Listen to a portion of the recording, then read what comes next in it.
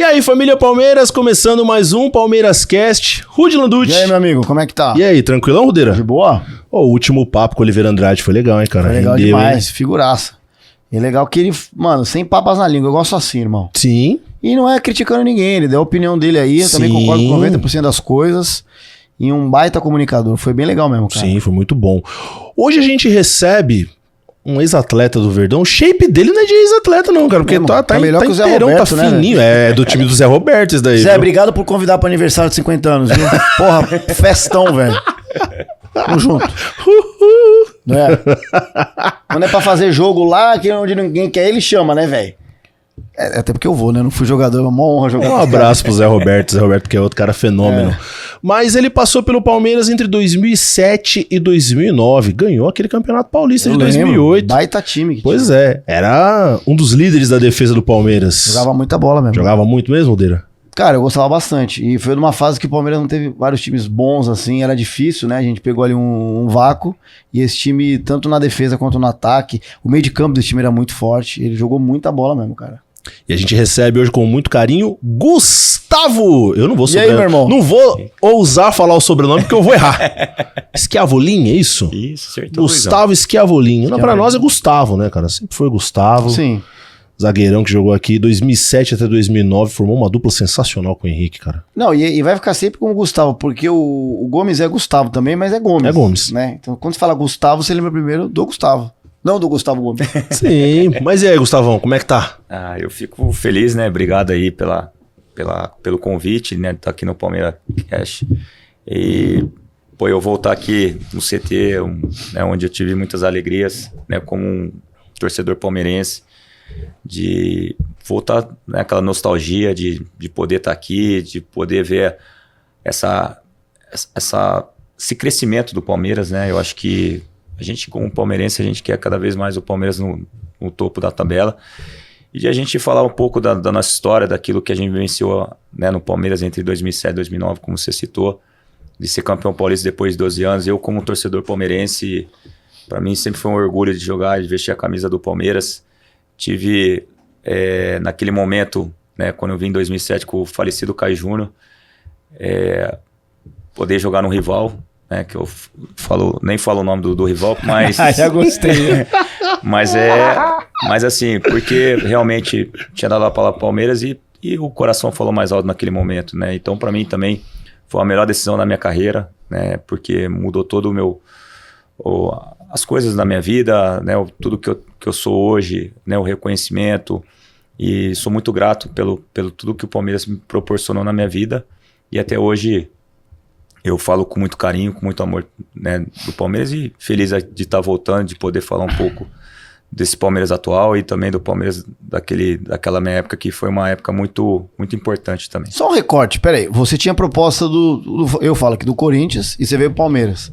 Então o cara é palmeirense. Assim, óbvio que eu em qualquer situação viria pro Palmeiras, mas a gente tem que lembrar o contexto de 2007 ali.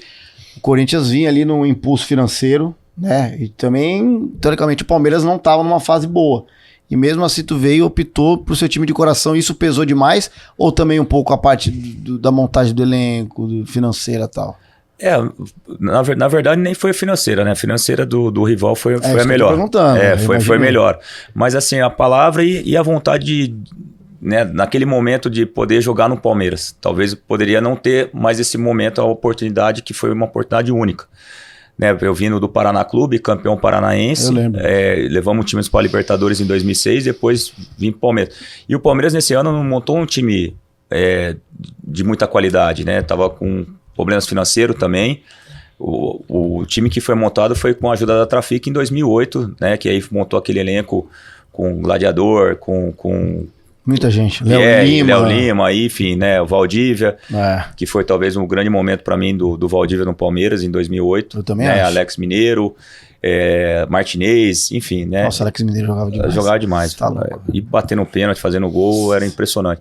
Então, assim, o que me falou foi o coração mesmo, foi a palavra. A gente sabe que muitas coisas na vida a palavra não vale muita coisa, mas para mim a coisa mais importante é a palavra, né? Então, assim, honrei a minha palavra e fui muito feliz, né? Foram quase 100 jogos de nostalgia, de poder representar o torcedor dentro do campo, né? Quando fomos campeão paulista, eu me recordo que acho que eu dei umas 10 voltas olímpicas, né? Porque fazia 12 anos que o Palmeiras não ganhava um título, e a gente poder ganhar um título com um clube que você torce, realmente é muito gratificante. Depois o rival cai ainda, né? Então, isso que eu ia falar, mas aí você coloca nessa somatória dele da vinda pra cá o Caio, que já tinha trabalhado com ele, o Caio Júnior, né? O falecido treinador. Pierre, que já tinha jogado junto com ele também, que é contemporâneo, vem ali no mesmo período. E o Palmeiras estava começando a montar uma espinha dorsal de um time que viria a ser aquele time de 2008. O time de 2007 ainda contava com o Valdívia, que tinha feito um 2006 brilhante, tinha Edmundo ainda naquele time. Né? Tinha o Enilton. Edmundo tava ainda? Tava ainda em 2007, Rodrigão. Então, assim... tinha-se um grupo, né? E do outro lado, já não era mais também essa coisa aí do... Tava naquela... já tava naquele momento do racha ali, do Gustavo parceiro. Zelão na zaga. Então, tava no momento do racha, do parceiro com o time, as coisas, né, não fluindo bem, que culminou no final do ano, né? Isso é verdade. A gente ficou tão triste. Não é. Mas tudo bem. Esse ano promete. Mas... mas é papo sério, cara. Esse time do Pô Fechou, esse time de 2008 do Pô Fechou, eu lembro que eu montei o time, tá certo? Montei o time, o Gustavo veio, o Kelson, né, o jogador Curitiba, veio também. Não, isso foi depois. Depois veio 2009, né? 2009. É muito jogador que eu trago. Nesse ano foi o Henrique. O Diego Show, né? Diego Souza, Henrique, o Lene. O Lene, o moleque de condomínio. Isso. Aí tinha o Valmir, lateral. O Valmir veio da base, né? O Helder Granja. Helder Granja, um baita lateral direito, vocês não falam. Por que não traz o Helder Granja aqui? Não traz o Alex Maneiro. Dininho. Traz o Alex Maneiro, o Dininho, zagueiro, o Gustavo, o Henrico, o que mais? Todo mundo. Leandro, lateral. Leandro Bochejo. Leandro Bochecha. Falou um monte de coisa de mim em podcast, seu moleque. Léo Lima. Léo da Lima. Aliás, hein, eu tive em Orlando, o Léo Lima mora em Orlando. E ele ficou... Verdade, eu convidei ele na mesa de uma churrascaria lá, uma permuta que a gente fez. Que eu só viajo com permuta, Gustavo, tá ligado? Eu falo, não tenho dinheiro, mas tenho os parceiros certos. E aí a gente jantou na churrascaria. Foi até o dia que o Palmeiras perdeu pro Inter em Barueri, nesse ano. Tava eu e ele pistola assim no jogo. E ele, mano, tá muito afim de vir. Ele tem que vir pro Brasil, óbvio. Ele ficou emocionado quando eu falei pra ele, né? Não, vamos trazer. Porque até uma pergunta que eu queria fazer... a gente tem vocês como ídolo, tal, mas eu sinto a galera dessa época, eu não sei se é carência, se levemente carente de ser lembrado, porque o Claudecir veio aqui, mano, eu até achei que ele se emocionou mais do que eu achei que ele fosse se emocionar. Sim. O Léo Lima, quando eu falei com ele, cara, o Léo Lima ficou muito emocionado, tá ligado? Por que rola isso, Gustavo? Não por parte do clube, mas você acha que as coisas são tão rápidas hoje que a torcida, tipo, esquece rápido? Como é que funciona isso na tua cabeça, cara? Eu não vejo assim tanto o torcedor, né? Mas assim, às vezes muda de gestão, muda de diretor, né? E eu falo até por mim, assim, né? Eu depois de 8 anos, tô retornando aqui no CT. Né? Às vezes falta um pouco da proximidade, talvez, de nós ex-atleta com a atual gestão, né? Talvez aquela coisa, não vou pedir nada, porque também já... o pessoal lá não vai fazer nada, então às vezes a gente acaba ficando no nosso canto, né? Eu vim o ano passado, Palmeiras e Atlético Mineiro, né? Que o Palmeiras ganhou na Libertadores, até que jogou com um a menos, 2 a menos depois no final, ganhou nos pênaltis. Retrasado, né? Retrasado. 22. 22. Eu vim com meu filho, fiquei lá na arquibancada, fiquei lá em cima. Então, o torcedor, o que você tá fazendo aqui? Eu falei, sou torcedor como melhor você. Lugar do melhor mundo. lugar. Porque a gente quer também ter esses momentos de extravasar, de torcer como realmente um torcedor. Talvez falta um pouco dessa proximidade, né? A gente tem, até hoje, alguns ex-atletas, a gente tem o nosso grupo lá de WhatsApp, né? De 2008. Às vezes fala um pouco, às vezes depois de 3 meses um responde, mas... O Valdívia tá nesse grupo? Não tá. Ele não some do grupo. Não, ele não tá. Mas assim, alguns assim, eu falo, até que você citou o Léo Lima, quando eu estive nos Estados Unidos, eu estive com ele o ano passado, Gladiador, o próprio Leandro, o Helder Granja, alguns ex-atletas assim, a gente tem do convívio, é lógico, a rotina de cada um, a vida de cada um, né? Cada um deve estar fazendo outras coisas, então a gente às vezes acaba não tendo esse contato com o freio, mas quando vê, parece que a gente viu outro dia. Parou ontem, né? Porque assim, era gostoso quando a gente concentrava, porque eu lembro como se fosse hoje, né? A gente concentrava, ficava até 3, 4 horas da manhã conversando no corredor. Então, não tinha tanto essa coisa de internet, né, o Instagram, essas coisas. Então, a gente ficava mais junto. O Marcão contando piada dele até 4 horas da manhã. Fumando. Então, a gente conversava, queria saber o problema do outro. Então, a gente acabava se tornando até muito mais família do que hoje. É lógico que tem hoje... uma outra época, mas as pessoas se esfriaram um pouco, né? Cada um vive no seu eu, cada um fica no seu quarto e... Enfim, então falta às vezes essa proximidade, porque isso faz muita diferença no seu dia a dia. Às vezes você está cobrando o seu companheiro, não sabe o que está passando na família dele, você está comendo com o filho, com a esposa, com o amigo, com a avó, com o pai. E isso faz muita falta, né? A gente vê isso próprio na seleção brasileira, né? A gente vê que não tem uma proximidade de família mesmo, é só da boca para fora, não nas atitudes, no seu cotidiano. Né? Eu falo sempre, é importante que essa geração, ela vive o futebol, porque ela passa rápido. E eu falo por mim, eu vou fazer 8 anos que eu parei de jogar futebol. Né? Parece ontem mesmo que eu estava aqui no gramado do Parque Antártica, né? Então, assim, as coisas passam rápido. E esses momentos passam rápido. Então, a gente tem que desfrutar realmente do momento, de estar mais junto, porque é o que fica as lembranças boas, né? As memórias. Então, eu falo mesmo, a seleção, o atleta perdeu, ele está preocupado. Se ganhou, perdeu, ele vai embora, pega as coisas dele e tá preocupado muito com o resultado. Então, falta o atleta ele vivenciar mais essa parte do envolvimento, sabe? Eu acho que falta um pouco mais de sentimento. Acho que é muito assim, ganhou, perdeu, tanto faz, sabe? Mas você não acha que é assim no mundo inteiro hoje, que a tecnologia... Sim. Que nem os caras da Inglaterra lá, a galera também faz as danças do TikTok e tal, Sim. só que quando você ganha, isso é igual eu falo aqui, os caras reclamaram do negócio do Dorival não tá na roda dos jogadores, tá beleza? Você não sabe aí o que acontece dentro do grupo. Se o Brasil tivesse ganhado nos pênaltis, iam falar, tá vendo? O Dorival deixou os jogadores se concentrarem entre eles. Como Deixou perde... à vontade. Igual o Pombo. O Tite fez o Pombo lá, independente... O Tite treinou a gente aqui. O Tite fez o Pombo. Quando o Brasil perdeu, virou motivo de chacota. Se ganha, ia ser igual o Vampeta dando a cambalhota depois de ganhar. Então, acho que também tem um pouco disso, não tem, Gustavo? Quando ganha, tudo que tá fazendo tá certo. Quando perde, todo o processo tá errado. Tu não vê um pouco assim também? Não, vejo, mas assim, muita gente trabalha em cima de resultado, né? Vamos dar um exemplo. Pô, perdeu, tá tudo errado. Não, tem coisas boas que às vezes, lógico, então. O resultado se fala muito mais alto no futebol. Vai falar, estamos jogando bem, mas não estamos ganhando. Não tem como. É melhor ganhar e o time vai se acertando, vai se ajustando. Então, assim, hoje o resultado ele conta muito, né? Por exemplo, colocaram agora essa questão do Dorival, porque perdeu, ele não estava na roda. Mas se você pegar nos outros trabalhos anteriores, também não participava da roda. Exato. Então, assim, isso é muito... É muita resposta pronta, sabe? É muito assim, esperar a diversidade do próximo para realmente criticar. E às vezes a gente tem que olhar que é um processo. Tudo é um processo. Só fala assim, só vive o propósito quem suporta o processo. E às vezes o processo tem as diversidades, tem as dificuldades. E não é que você... Pô, o Palmeiras hoje, colhendo os frutos de um trabalho de longo prazo.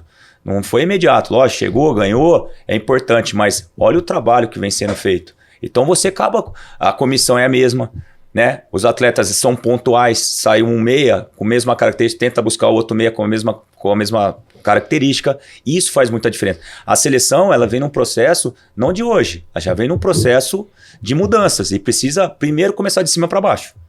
O trabalho certo tem que ser de cima para baixo. Então, assim, falta muitas coisas hoje. Então, todo mundo hoje trabalha em cima do resultado, mas não vê o contexto final. Eu acho que o contexto ele é mais importante para você buscar o resultado. Não adianta você pensar no resultado se você não tiver o contexto, o processo. Então as coisas hoje no Brasil são muito imediatas. Né? Vamos trazer o atleta lá da Europa e eu vejo que o Brasil tem muitos atletas bons para poder também estar na seleção. Né? Eu vejo aqui, por exemplo, no Palmeiras, o Everton hoje para mim é um dos 3 melhores goleiros da seleção brasileira. Passou um momento ruim. Quem não passa um momento ruim? Todo mundo nós passamos. Um momento curtíssimo. Exato. Pô, o Veiga. Pô, pra mim hoje é um dos principais jogadores no meio campo. E o Brasil necessita de um meia. Não tem o cara igual. A gente não tem meia, a gente só joga pela beirada. E o futebol, a gente via com o jogador com meia. O meia, o eixo central é o principal do futebol, né? É o cérebro. É o cérebro. Agora você joga só pra beirada. Pô, joga a bola, por exemplo, Vinícius Júnior hoje que joga beirada, competir com 2. Pra quê? Pra tentar ainda fazer um passo pro outro. Então, o primeiro jogo com 3, porque o campo era menor. E aí os caras falam, por que ele não joga igual do Real Madrid? Mano, o cara tem o Toni Kroos, o cara tem o Valverde, o cara... Porra. Exato. Como é que vai comparar? Eu pego próprio assim, ó, eu sempre falei, eu falo com uns amigos, o Murilo pra mim hoje é um jogador de seleção brasileira, um jogador regular. Ah, mas pô, vai ser titular? Não sei, aí é uma outra coisa, mas pra estar entre os 5 melhores zagueiros hoje do Brasil, sim. Você vê ele hoje como 5 do Brasil. Eu acho. Juntando a galera que tá fora também. Regular. O Gustavo falando isso é muito forte, velho. Não, mas o zagueiro tem que ser regular. Pega os jogos do Murilo, é um jogador regular. Se o Gustavo Gomes fosse hoje brasileiro, é o melhor hoje zagueiro do futebol brasileiro. De quantos anos já vem, né, mantendo a regularidade. E isso é importante na posição. Goleiro e zagueiro tem que manter a regularidade. Agora você pega jogadores lá de fora, né? E às vezes você não olha o que você tem aqui dentro. Então, assim, pô, quantos goleiros bons o Brasil tem? Né? E, então, assim, o próprio Everton. Eu joguei com o Everton no Atlético Paranaense. Eu sei do nível do Everton. Ele novinho. Pô, ele saiu da Portuguesa pro Atlético, subiu com o Atlético. Hoje é jogador regular. E o outro, ele é importante na construção de jogo. Muito Quantos passes ele dá hoje para os atacantes, próprio último gol aí. Contra o do Rony. Do Rony. Que decidiu contra o Bragantino. Né, um jogador seguro. Então, assim, por quê? Agora, porque ele passou um momento, não serve mais para a seleção. Então, você vê que são muitas coisas o futebol. Então, assim, eu vejo que dentro do próprio Brasil, né, estamos falando do Palmeiras, porque eu vejo grandes jogadores no Palmeiras que podem servir a seleção brasileira. O Dudu, até antes de machucar, era um jogador que poderia estar na seleção brasileira. Facilmente. Entendeu? Um jogador que quebra a linha, um jogador que vai num contra um, é um jogador diferenciado, um jogador criativo. E o que falta hoje no Brasil é isso. Cara, eu acho que Mike e Rocha não irem pra seleção, mano, um dos dois, cara, eu acho o Brasil é muito carente na lateral direita. Você fala dos dois, eu ainda ouso dizer assim, o Mike, principalmente pelos últimos 3 anos, assim, ele não ter uma mínima oportunidade, pra mim é um absurdo, cara. Então, mas você vê quanto... De nem ser lembrado. É que eu sempre falo, os melhores jogadores nunca vão ser convocados, vai ser sempre a preferência do treinador que tá na seleção. Infelizmente, a gente sabe como é futebol. Lembra o Alex lá, anos anteriores, né? O Alex era pra ser convocado à seleção, nunca foi convocado pra seleção brasileira, ou pra Copa do Mundo, né? Mas ainda você tem a desculpa ali, que tinha muito cara. Pode ser. Ali, pode ser. Eu também acho. Sim, na hora que foi cortado o Emerson, era braba ali você tem ali, o Zé Roberto, né? Ficou de fora, né? Não lembro. Uma galera, mas tinha muita gente boa, Juninho Pernambucano, Juninho Paulista. Ainda você tem esse argumento. Opções, né? Agora, hoje, é o que o Luiz falou perfeito, cara. E não é porque a gente conhece o Mike e gosta dele. A gente, como análise de futebol, e você tem muito mais embasamento do que eu, do que o Luiz. Mano, o Mike, o que ele faz, ele pode jogar de ala, ele pode jogar de lateral, ele pode fazer uma função mais alta, como ele faz com o Abel. É um cara que marca bem, ele não é ruim na marcação. O Danilo é bom lateral, não é isso? Sim. Mas pra disputar...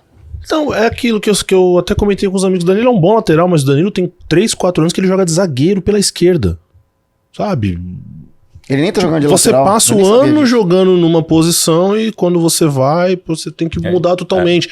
Nada contra, entendeu? Nada contra, mas eu acho que pro atleta é um pouco complexo, né? Porque tu passa o ano inteiro jogando ali, adaptado àquilo ali, de repente tem que mudar e jogar numa outra função ali. Você pega assim, ó, hoje os dois melhores times hoje do Brasil.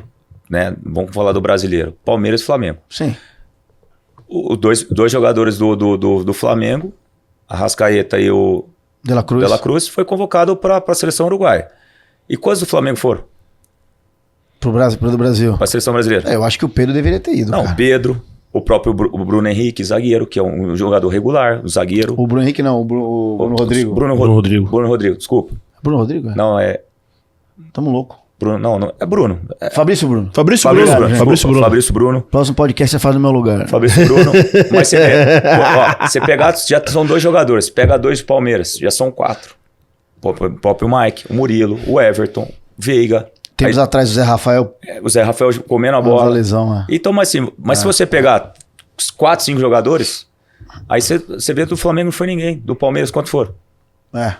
Foram para outras seleções. O Gustavo Gomes foi para o Paraguai, mas pro Brasil. Aí o Piquerez não ir para o Uruguai também, achou um absurdo. Então você vê que às vezes a gente não valoriza o nosso futebol brasileiro, que para mim, o futebol brasileiro hoje é uma das principais competições do mundo. Sem dúvida nenhuma. Se você começa hoje o Campeonato Brasileiro, você fala assim, quem vai ser campeão? Você não consegue cravar uma equipe que vai ser campeão.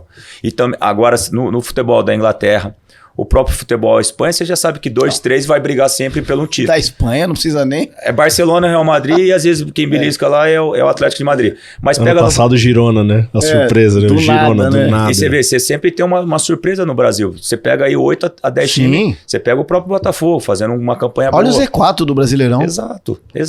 Então você perde um jogo, você já cai para oitavo. Você ganha um jogo, 2 jogos, você tá lá primeiro, segundo. Então você vê o que é um campeonato com nível muito bom. Aí, dentro do nosso Brasil, eu vejo que temos grandes peças para poder ser utilizada na nossa seleção brasileira. Estou falando do Palmeiras, porque é o que a gente mais acompanha, o que a gente mais vê. Mas em outros times, se você pegar, o próprio São Paulo, o próprio Flamengo, tem jogadores que hoje caberia na seleção brasileira. Mas essa data, a FIFA, ela faz o torcedor torcer contra a seleção, entre aspas, porque, beleza, eu concordo que o Veiga tinha que estar, o Mike tinha que estar, mas o Murilo tinha que estar, mas eu torço para não ir, porque imagina o Palmeiras nessa época. Tudo bem, o Murilo acabou se machucando.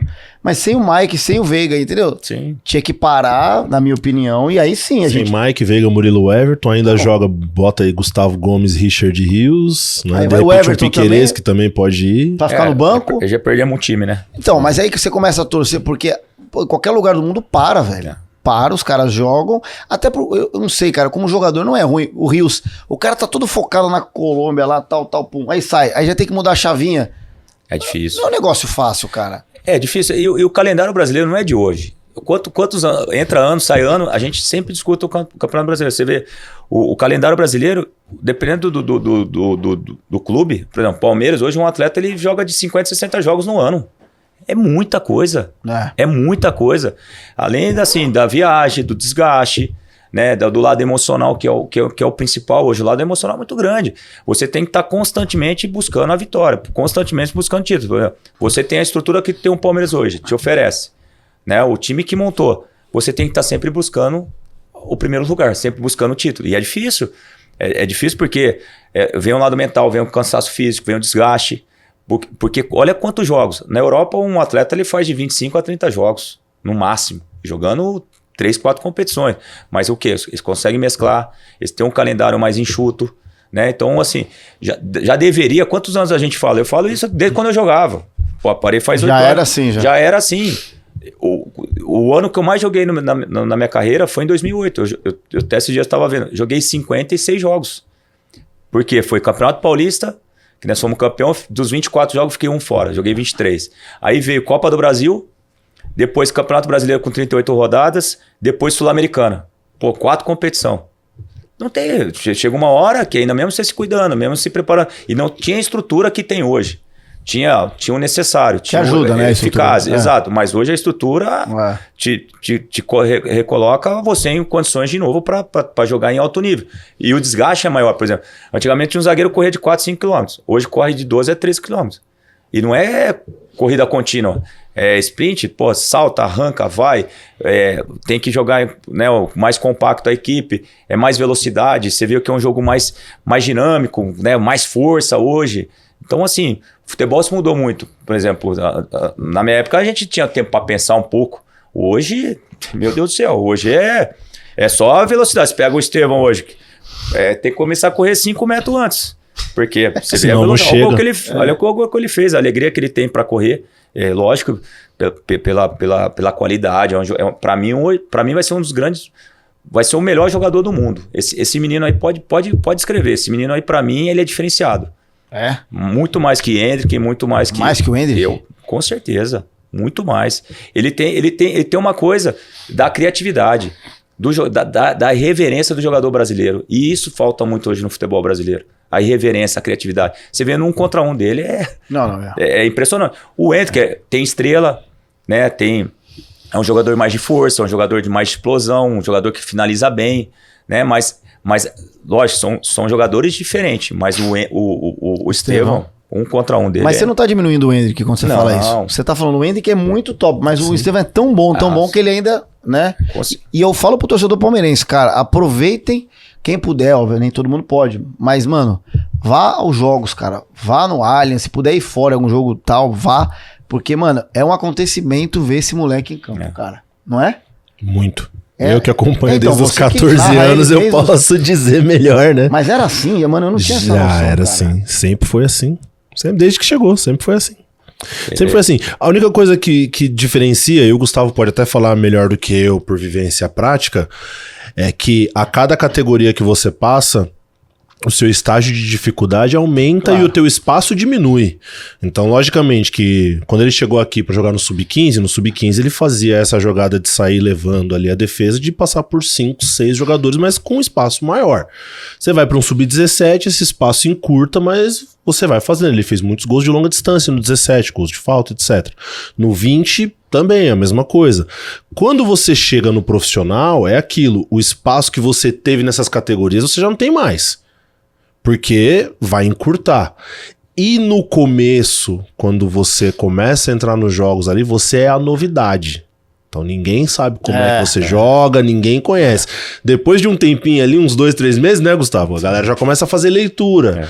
Quando ele chega nesse ponto aqui, ele arrasta pra linha de fundo. Quando ele tá aqui e a perna tá assim, ele vem por dentro. Sim. Só que com o Estevão você não tem como prever, né? Simplesmente. Não, você falou a verdade, Luiz. Eu acho que assim, o que muda é a criatividade dele.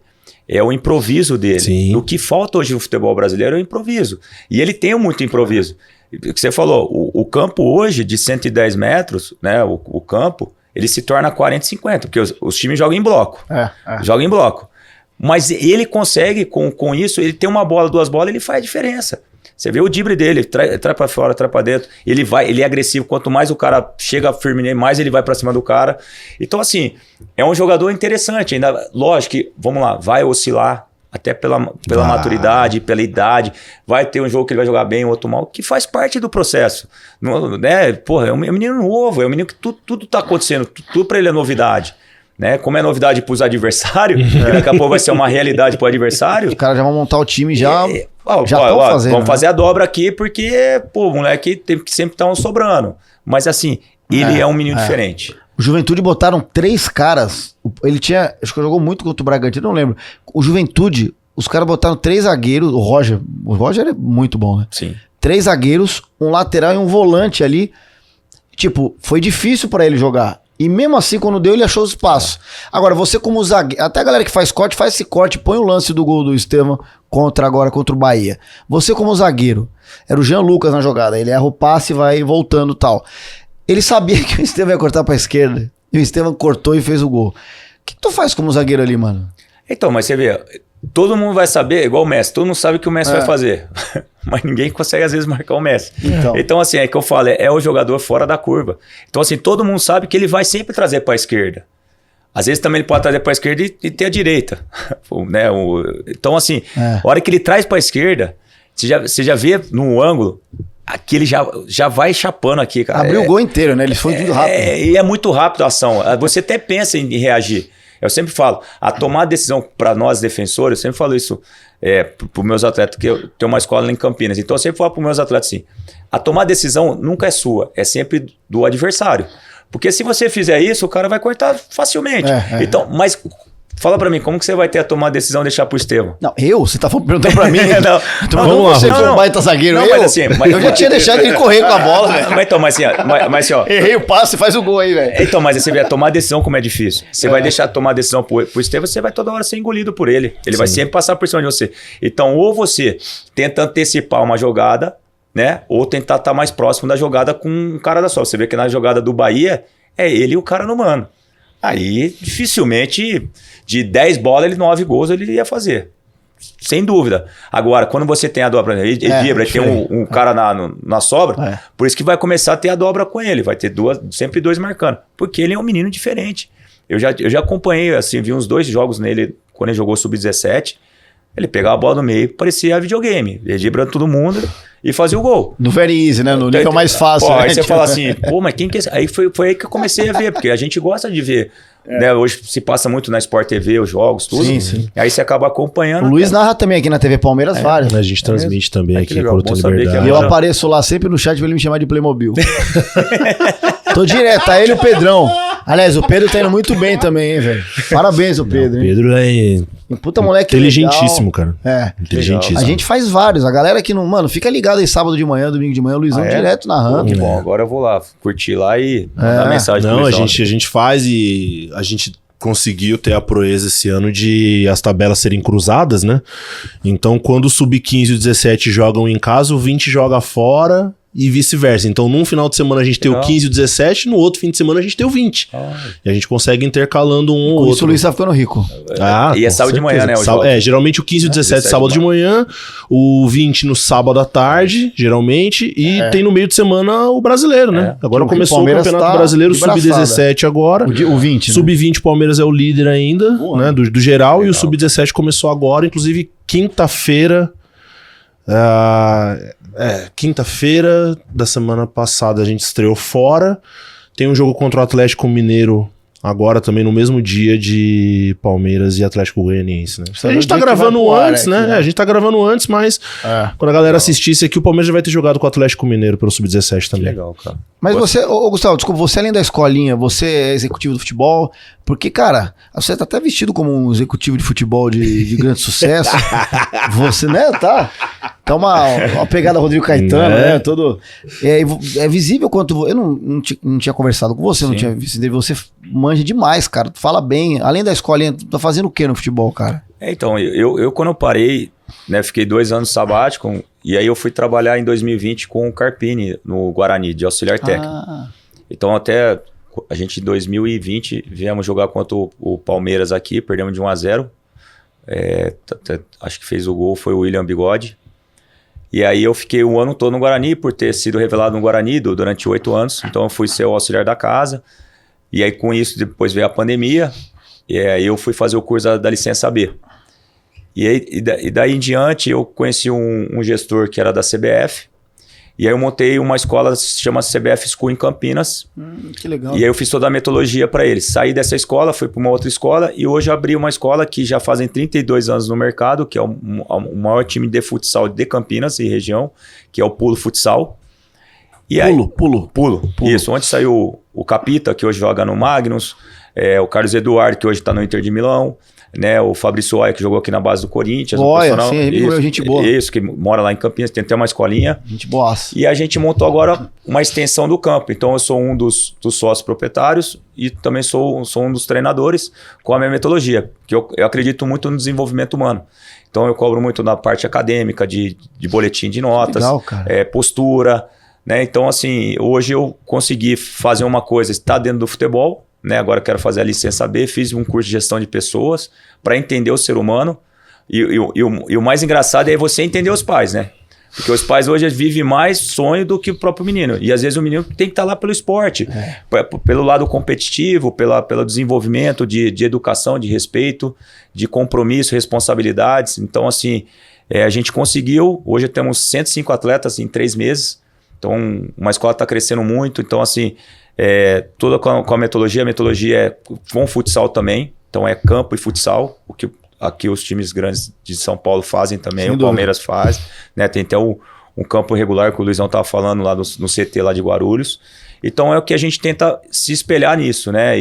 Essa semana passada eu estive em Curitiba para estar também me atualizando, de estar vendo como está o nível dessas categorias de base.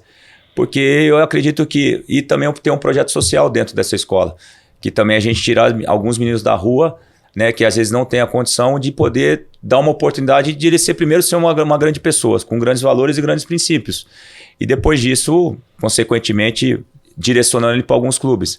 Então, assim, é um trabalho que, no meu caso, eu praticamente faço quase tudo lá dentro da escola, né? De reunião com os pais. A gente vai agora para um torneio em Floripa, então tem que ter toda a organização. Imagino, cara. Amistosa, né? Responsabilidade.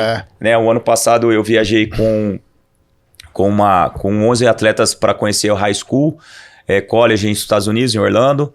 Então, assim, é uma área que eu gosto bastante de desenvolver. Então, assim, eu vejo que meninos entram na escola com nossos conceitos, com nossas regras, né? Regras, é que eu sempre falo, para ser cumpridas, porque a vida ela tem que gerar, e a geração de hoje está muito difícil. A geração hoje ela está muito na zona de conforto, e a gente tem que gerar o quê para eles? Uma zona de desconforto para eles crescerem como pessoas, né? Com educação, a gente não admite palavrão lá dentro, para que eles possam ser grandes pessoas, porque eu sei que lá dentro, muitos talvez não vão ser um jogador, mas vão ser um grande empresário, um grande médico, um grande professor, sim, um grande auxiliar técnico, né? Um grande médico, enfim, grandes pessoas. Então, assim, está sendo um trabalho bem legal, né? Já tive algumas propostas para trabalhar em clubes de base, mas ainda eu vejo que para eu trabalhar num clube de base eu tenho que ter uma gestão organizada, né? Para eu poder desenvolver aquilo que eu penso dentro do futebol. Porque eu falo que o menino hoje, você tem que o máximo entender e tentar extrair o máximo que o menino tem. Porque são meninos que hoje acho que sabem tudo. Então eu tenho que gerar o quê? Desconforto para eles, para realmente extrair o melhor deles. Porque eu vejo que é muito trabalho, é muita dedicação, muito amor envolvido. Então, assim, eu amo o que eu faço, né? O esporte me deu tudo e de uma forma eu quero retribuir o que o esporte me fez, né? O que o futebol me deu. O seu papel, desculpa, é como se fosse o João Paulo Sampaio aqui, você faz nesse... O teu sonho é gerir uma base como o João Paulo faz aqui, é isso? Não, o meu sonho isso eu vou conseguir, eu vou ser treinador do Sub-20 do Palmeiras e eu vou ser campeão. Aí você vai ganhar mais copinhas e depois vai virar o treinador principal. Não, posso ser até auxiliar do Abel, né? Agora eu vi porque que ele tá bolado. Ele era auxiliar do Carpini, por isso que ele tá bolado. Ele fazia flexão com o Carpini na concentração. Mas é legal, velho. Eu vou te falar. Eu tô vendo, mano, uma aura nele, mano, que ele tá no lugar certo. Tipo assim, começando, é novo pra caramba. Quantos anos tu tem, Gustavo? Fiz 42. Pô, tá novo. Eu tenho 40, eu tô novo, mano. Não tem mal, eu tenho cabelo branco. Playmobilzinho de cabelo branco. Não, tá novaço, irmão. Não, eu tenho muita vontade. Eu tenho me aperfeiçoado pra isso, cara. Sabe? Pra que a hora que eu for fazer realmente diferença. Né? E isso é meu sonho. Isso aí eu falo meu sonho pra todo mundo. Mais um sonho, porque o sonho foi de ser jogador de futebol, né? E ter conseguido um título pelo Palmeiras, né? Fui campeão também pelo Cruzeiro, Paraná. Mas assim, o meu sonho é realmente ser campeão campeão sub-20 do Palmeiras. E o nosso também é. Agora então, é o nosso sonho junto. Vamos junto. E o Luiz vai narrar os jogos. Falando em sonho, né? Você falou, meu sonho é jogar na Palmeiras e tal. Quando você começou a jogar futebol, lá quando criança, como é que foi esse processo? Quem que da família que incentivou? Tinha mais boleiros na família? Tinha alguém que já tinha tido histórico de tentar jogar e que não deu certo? Como é que foi esse processo pra ti?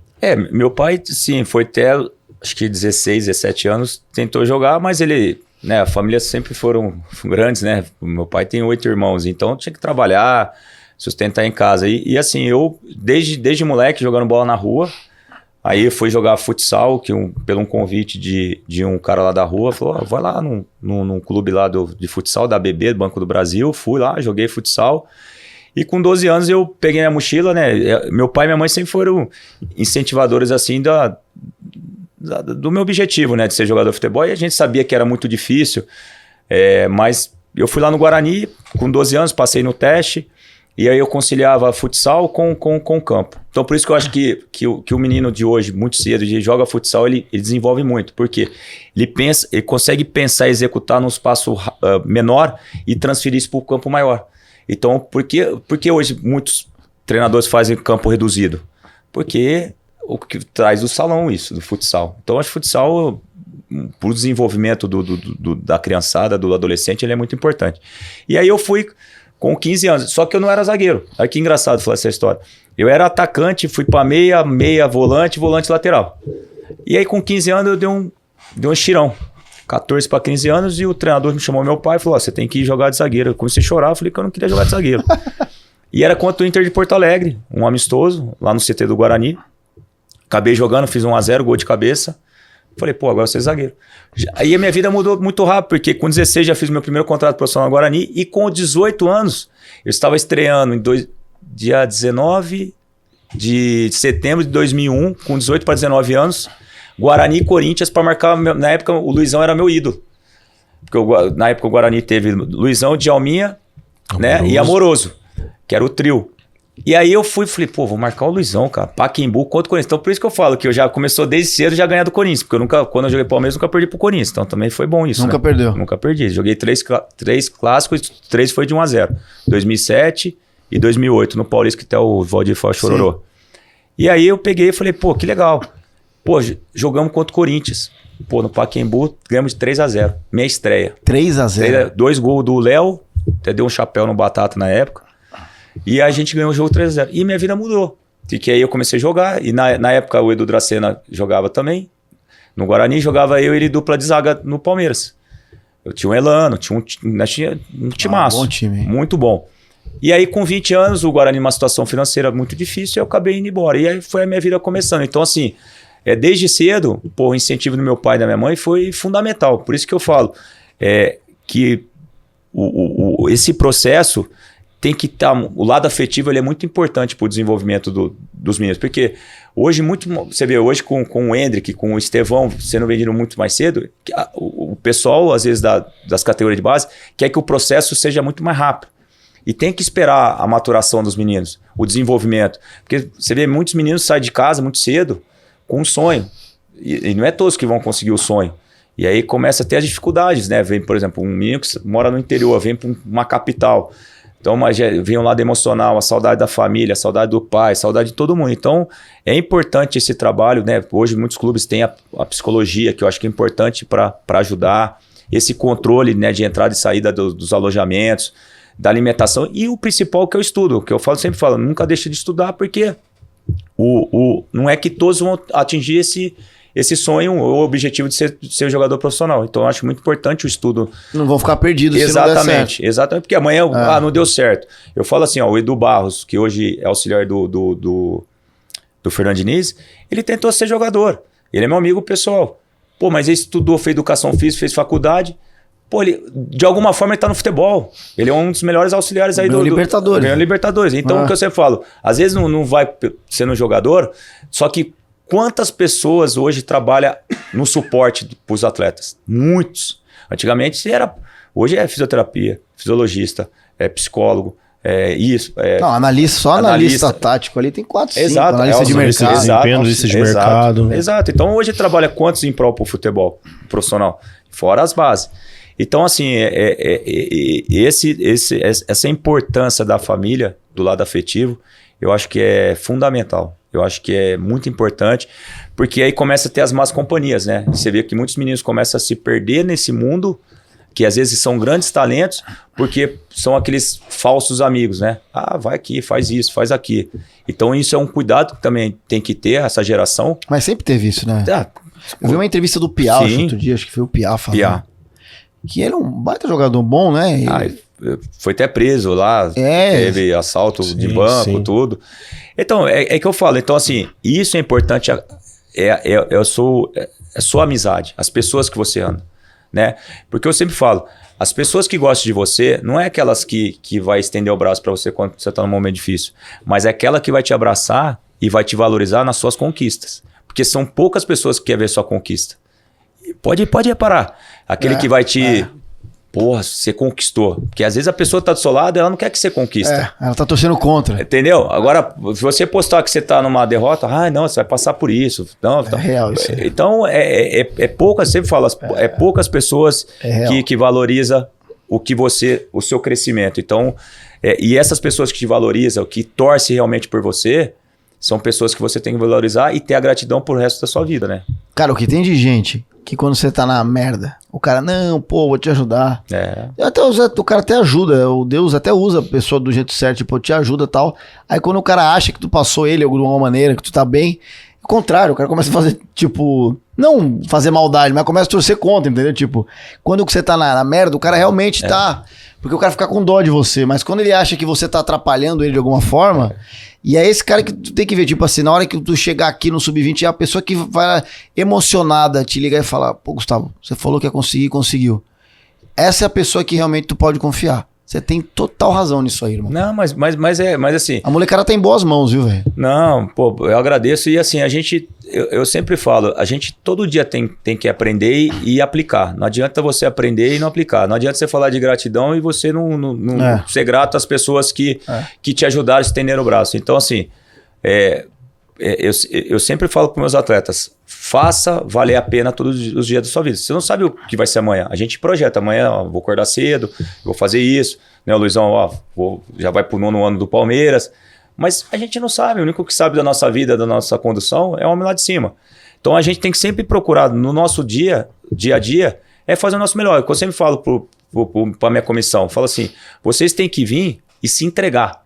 Quando eu acabo a atividade, eu tô até rouco, sem voz. Mas é entrega, é amor. Não adianta você vir por fazer. Vim aqui fazer. Quando eu vinha no Palmeiras, eu lembro porque, pô, eu sou de Campinas, então eu vinha de carro. Então eu sabia que eu já vinha treinar e ia concentrar. Pô, eu vim aqui, pô, como era o último dia da minha vida. Porque, pô, quantas pessoas queriam estar no meu lugar? Eu era mais um de 15 milhões de torcedor aqui dentro. Então, pô, os caras falam, pô, você chegar aqui cedo. Porque, pô, eu ficava extasiado. Pô, tô aqui no Palmeiras mesmo. Às vezes, porque passa um filme na sua cabeça. Eu sempre falo, sonhar pequeno, sonhar grande, a gente tem que estar sempre sonhando. Porque nós temos que ter essa sensação de conseguir, de ser algo melhor, de fazer melhor, de ser melhor para alguém. Pô, e quando você volta e vê essa sensação, fala assim, pô, consegui, realizei, né? De você falar, pô, estive aqui. Pô, passa totalmente o filme, porque, pô, não queria dizer que ia ser chegar. Eu fiz tudo o que era para chegar. Dormia cedo, comia bem, pô, não saía de madrugada. Só que, pô, treinava. Enquanto o diretor lá da base fala assim, você vai estudar. Mas ninguém pode sonhar seu sonho. Quem tem que sonhar seu sonho é só você. E você buscar o seu sonho. Não adianta ficar sentado em casa que as coisas vão se realizar. Quando eu falei que eu ia abrir essa escola, muitos caras, pô, o cara é louco. Fica em casa, já tem outros negócios meus, né? Construtora, tudo. Os caras falaram, pô, fica em casa, Gustavo. Falei, não, cara. Eu quero. Meu propósito. Pô, em 20 dias a escola tava montada. Os caras falaram, pô, esse cara é louco. Aí o dia que era pra inaugurar a escola, até ele trabalha comigo lá, o meu marketing lá. Como é que chama ele? Manual. Manual? Manual. Manual Esportes. Grande Manual. Emerson. Mas aí ele acreditou no meu sonho. E ele veio hoje junto comigo. Ele falou, pô, cara, pô, você... E ele sabe, no dia que era pra fazer a inauguração, o cara liga lá e fala assim, a luz vai estar tudo cortada do clube. Hoje não vai funcionar, que vai ter uma obra. Previsão, não é precisão, que eu sempre falo, previsão. Previsão de chuva 95%. Caraca. Mas tinha 5%. Aí eu falei pros caras, vamos. Aí meu sócio, não, pelo amor de Deus, não vai dar. Vai dar sim. Pô, num mês a gente matriculou 60 moleque. Então, assim, quem acreditava no sonho? A minha mulher falou assim, você é louco, você não sei o quê. Nem minha mulher acreditava. Então, mas todo mundo ia dormir com convicção. Pô, vou fazer isso. Então, hoje a escola se tornou uma realidade de um sonho, de você acreditar no seu sonho, de você prosperar pro seu sonho, né? Então, isso ele é muito real, quando você prospera para aquelas coisas boas. Eu sempre falo, tudo que você coloca de energias na sua vida, no seu dia a dia, e você transmite isso para as outras pessoas, não tem como sua vida não prosperar.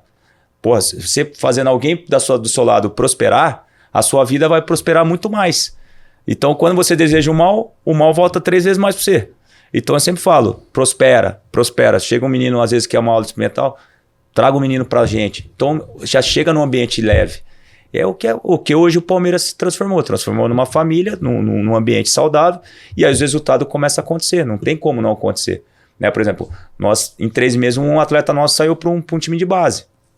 Isso é orgulho de um trabalho, né? Então, um trabalho de desenvolvimento. Então, isso é importante. Tem o Instagram da escola? Tem. @pulofutebol. @pulofutebol. Eu comecei a seguir a do Claudecir, que tem até um trabalho bonito, né? Eu acompanho pra caramba. A do Claudecir, até o logo, parece até um logo espírita. Eu fiquei até mais empolgado. Não, porque tem a ver com o que eu acredito e tal. Pulo futebol, é isso, né? Ó, enquanto o Gustavo tava falando aí e tal, falou até do sonho, etc. Falou da estreia, né, no Guarani. Eu fui buscar o time aqui, ó. Gleger, Nelsinho, Gustavo, Sangalete, Jadilson, Henrique, Caio, Fumagalli e o interminável Eduardo Marques, lá de Osasco. Na frente, Léo e Simval. Aí entraram no jogo Fausto, Wilson, Surubim e também o Marcinho. E, cara, mas não o Marcinho que jogou aqui, era outro, mas o Marcinho atacante, era um outro. Mas esse time do Guarani aqui nessa época final ali, início dos anos 2000, Cara, o Guarani, ele teve times, assim, mega competitivos. E você vê que nessa escalação aqui, a gente ainda não tá citando alguns nomes que depois viriam a ser mega conhecidos no futebol nacional. Como, por exemplo, o Martinez, que foi um excelente meio-campista. O Edu Dracena, Edu Valinhos, que formaram dupla de zaga. Valinhos eu não lembro. Era a dupla dos Edus. Edu Dracena, Edu Valinhos, o próprio Martinez, e tem mais alguns outros nomes aí que se a gente for puxar aqui, que fizeram parte desse Guarani aí de pelo menos ali 2000 até 2002, 2003 ali. Hora sai um, hora sai outro, mas são jogadores oriundos da base ali, cara, que fizeram sucesso. E tem em cima disso, o Martinez estava suspenso e o Edu Dracena também estava suspenso pelo tinha sido expulso contra o Flamengo, e o Sangalé jogava mais de volante com o Martinez. Aí eu acabo entrando eu e Sangalete, porque eu era o 7º zagueiro. Esse jogo era para ficar só no banco. Aí o homem falou, vai contra o Corinthians. Começou desde cedo já ganhando o Corinthians, né? Caraca. Aí e jogando com outro zagueiro improvisado. Sim. Que o Sangalete era mais volante, né? Depois, quando foi ficando mais velho, né? Começou a jogar mais... sendo recuado pra zaga. Jogou no Náutico, Inter de Porto Alegre, né? Mas quando você tá preparado é muito louco, né? A gente teve outro dia, isso foi até... Eu sei que assim, a comissão tem a confiança nos jogadores. A gente, torcedor, a gente só vê o que tá acontecendo em campo ali, né? Mas ele teve que entrar num clássico. Tudo bem que o rival tá num momento ruim, mas mesmo assim, é um clássico. Naves e Vitor Reis. E pra muitos, né, teve a preocupação. O Luiz dá risada porque ele narra esses caras... Mas a gente que... Entendeu? Eu dou risada porque... Não, eu sei, mas... Eu sempre falei pra vocês, eu sei, natural, mas a gente Vitor Reis... no Luiz. Mas nem todo mundo tem o Luiz que eu tenho pra trocar ideia. Então as pessoas falam, pô, a zaga, entre aspas, reserva e tal... E os caras fizeram uma partida absurda. O Vitor Reis fez gol. E o Naves já era muito bom, e aí você fica, caramba, mas o Vitor Reis é melhor que o Naves. Fica essa coisa na cabeça assim... Como é que é isso, cara? Como é que tu vê isso de fora? Porque é muita personalidade pro moleque já entrar no clássico, independente do momento do Corinthians. A gente já pegou... Palmeiras às vezes estava muito pior e ganhou jogos e vice-versa. É clássico, você sabe como é que é. Sim. Tipo, você de fora olhando assim, essa molecada... você acha que chega muito mais preparado do que na tua época ou não? Eu não sei, é coisa mental? Eu vejo assim, o trabalho da base hoje do Palmeiras muito eficaz, né? Juntamente com o profissional, você pega o reflexo que tá tendo aí das vendas, né? Dos jogadores que vem surgindo do Palmeiras. E o Palmeiras está conseguindo extrair do sub-17, sub-20 e colocar no profissional. Então, assim, o Vitor Reis, sempre falo que não tem um momento do atleta jogar. Pô, talvez poderia ser num outro jogo, entrar um pouquinho.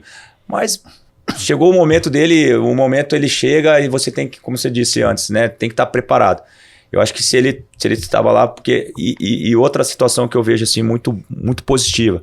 Você treinar no seu dia a dia com Gustavo Gomes, com Murilo, né, com um trabalho de alta qualidade do Abel, juntamente com a sua comissão, isso dá um embasamento e dá uma confiança pro atleta. Então, assim, pô, é duro você entrar num time desajustado, um time com os resultados negativos.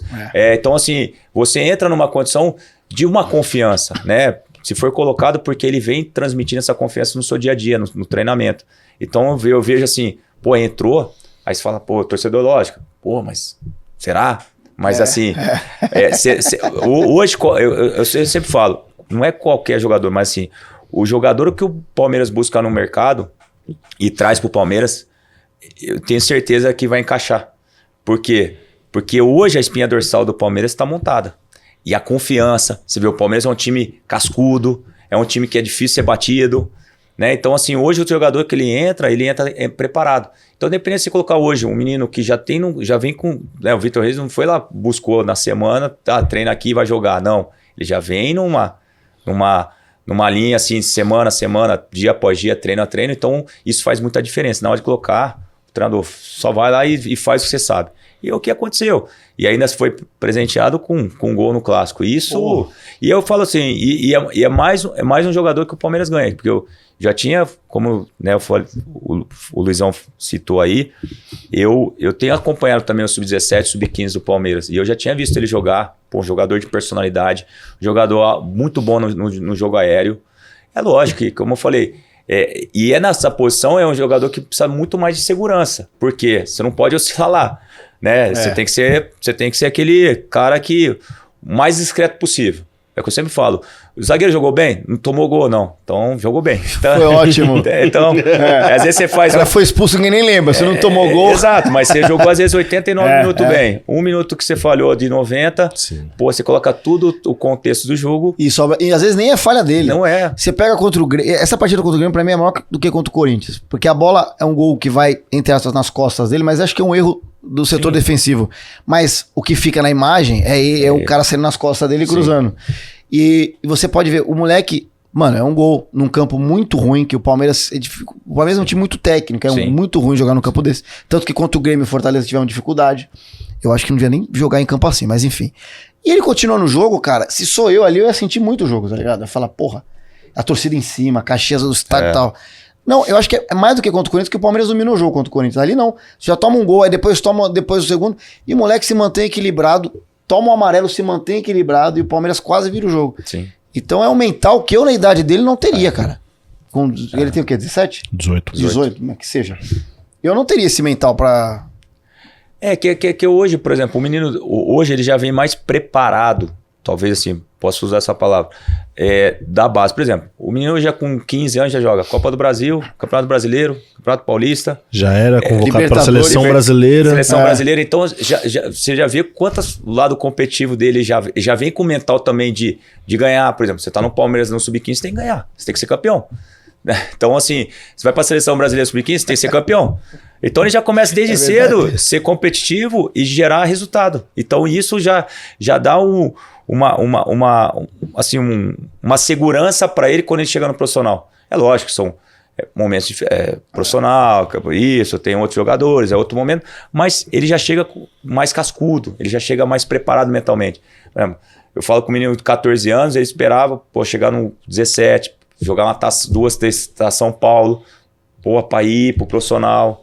Né? Então, assim, hoje não, hoje já com 15, 16 já tá no profissional. O moleque é diferente, já vai lá, os meninos é diferente. Só que ele já vem né, com bastante bagagem, né, de competição. Isso faz muita diferença também. Eu não sei se no seu tempo tinha já algum trabalho dessa mesma maneira, mas igual hoje em dia o que o Palmeiras faz aqui. Alguns atletas do 20, eles trabalham numa espécie de um grupo de transição. E aí esse grupo de transição, ele em alguns momentos da temporada, ele não treina na sua categoria, ele treina com o elenco profissional. Legal. Então, de uma certa forma, eu posso dizer assim, o Vitor Reis a gente tá em julho agora, desde março, mais ou menos, ele já treina com o elenco profissional, e aí ele volta pro 20 só pra jogar. Que, no entanto, depois do jogo contra o Corinthians, até o pessoal levantou uma questão e falou assim, mas ele não tá no elenco tal. Não, ele tá no elenco do Sub-20 porque ele ainda é Sub-20, né? Ele não foi efetivado no profissional. Então, Gustavo, ele vem todos esses meses treinando, trabalhando aqui todos os dias, marcando os atacantes do profissional, trabalhando do lado do Gomes, do lado do Murilo, do lado do Luan, até um tempo atrás. Só que quando tinha jogo do 20, aí ele voltava pra jogar. Sim. Então, não sei se no seu tempo já tinha algum trabalho dessa forma. Esse trabalho, assim, o que tinha, assim, por exemplo, o que mais destacava, por exemplo, 5, 6 atletas, eu já comecei a trabalhar com 17 anos no profissional do Guarani. Então eu já ficava durante a semana. E aí eu descia só para jogar, para ter ritmo de jogo, competição. Só que eu já chegou a um ponto que eu já via que, eu não me sentia bem, por exemplo, treinar a semana no profissional, eu descia para tirar o espaço daquele cara que treinou a semana toda para jogar.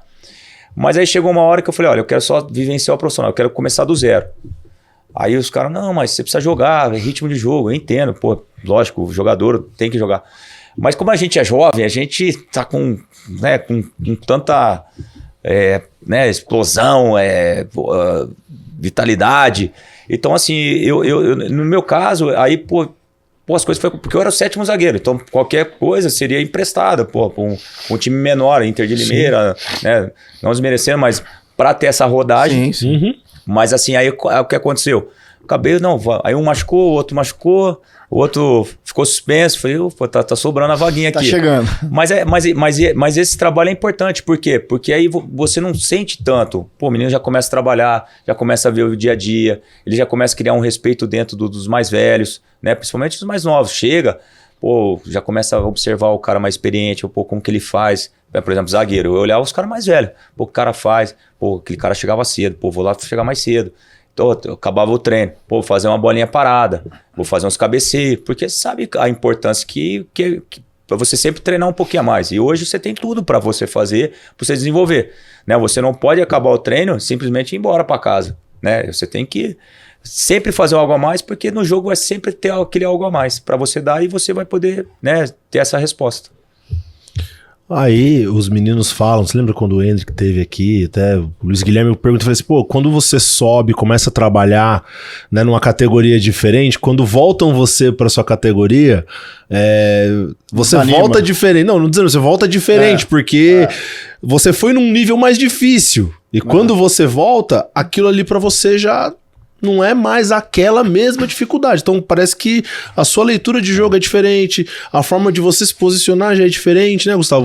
Você trabalha ali mais confiante com o profissional. Quando você volta pro 20 pra jogar, você, dificilmente o atacante vai conseguir ter a mesma liberdade que ele teria com você. Por quê? Porque no seu trabalho do dia a dia o espaço que você tem que dar é mais curto, né?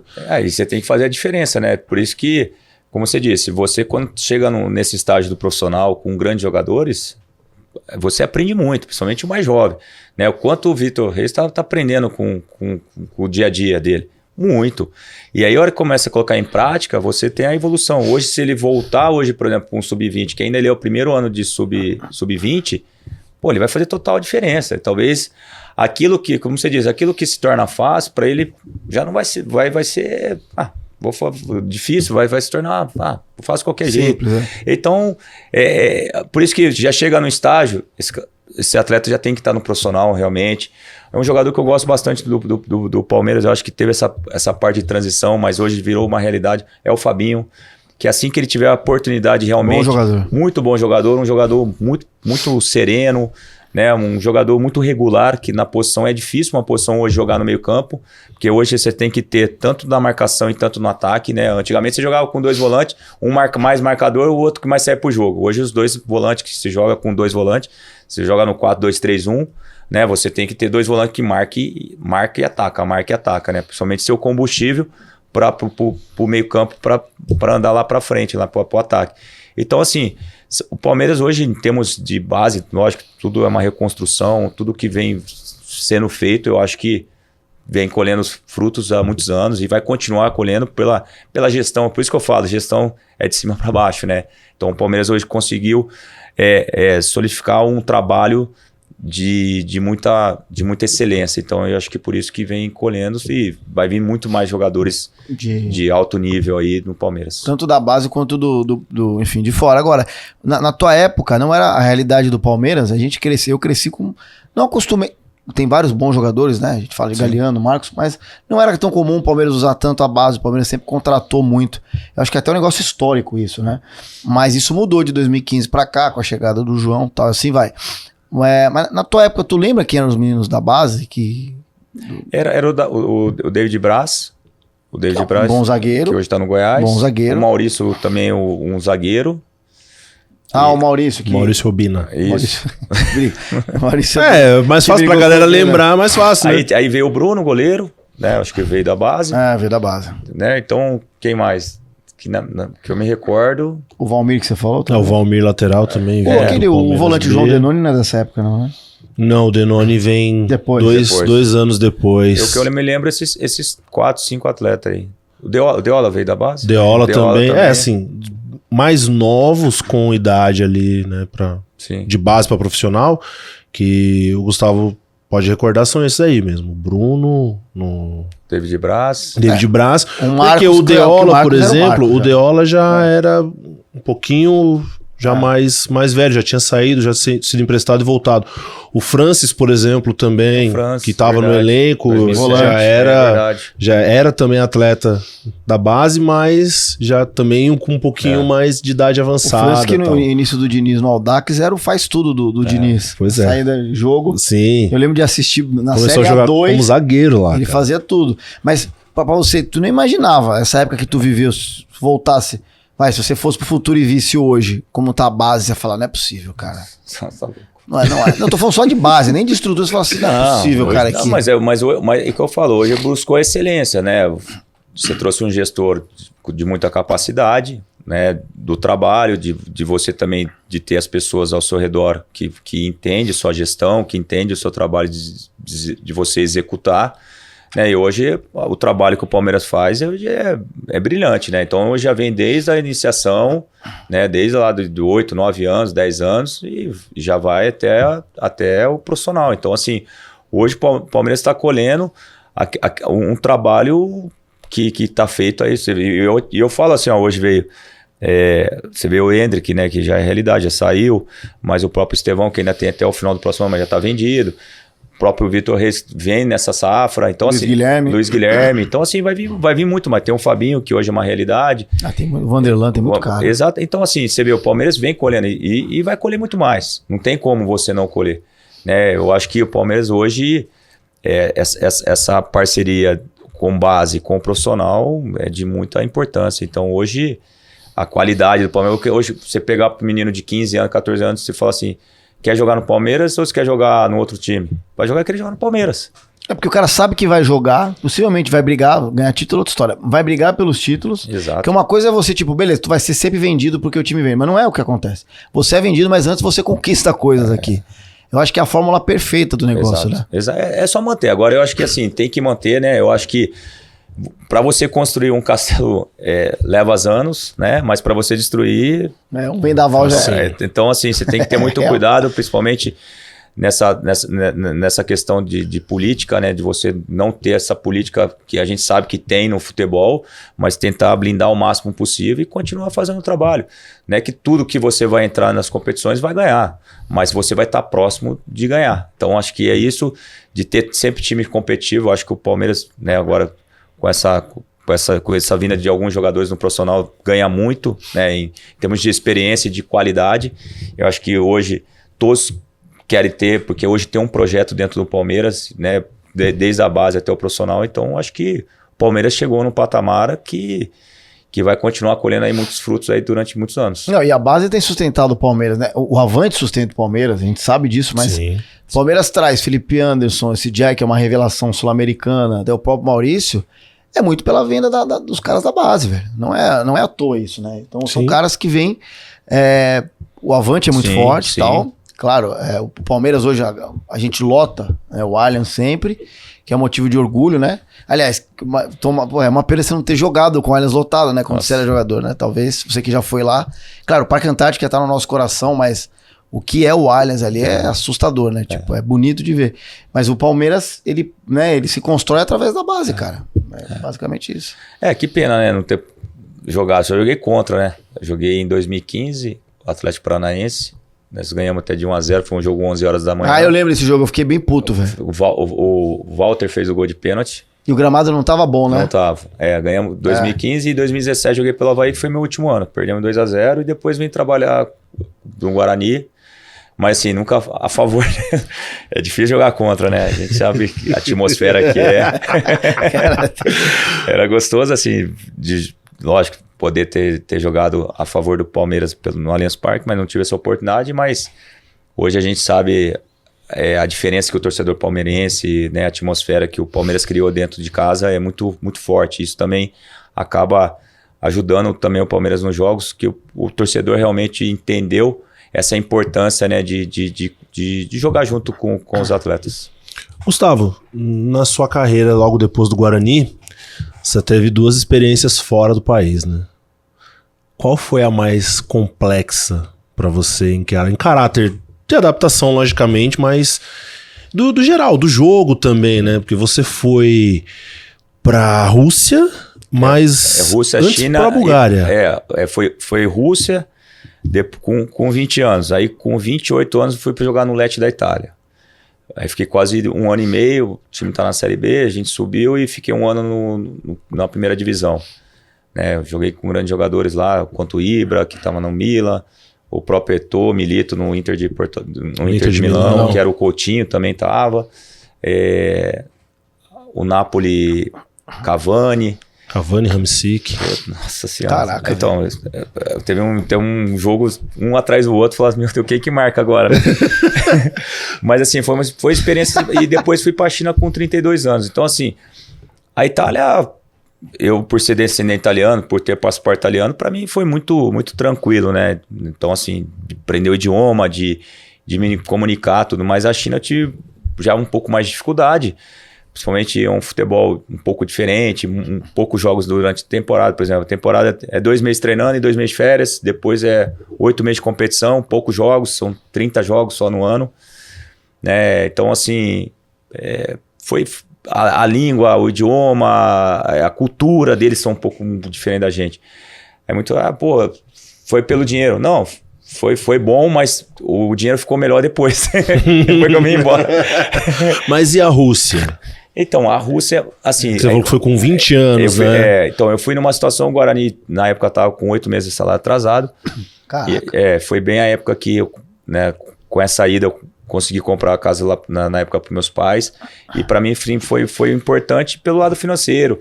Mas, assim, chegar lá, né? Na época, a internet era discada. Então, a comunicação era difícil. Nós fomos primeiro... Eu fui naquela época com o Alberto, sabe o Alberto que jogou no Santos, 2002? Sim, jogou aqui também. Fez, jogou aqui. Exato. A gente foi os primeiros brasileiros a ir para lá. Então, para nós era tudo diferente. Imagine para eles trabalhando como brasileiro.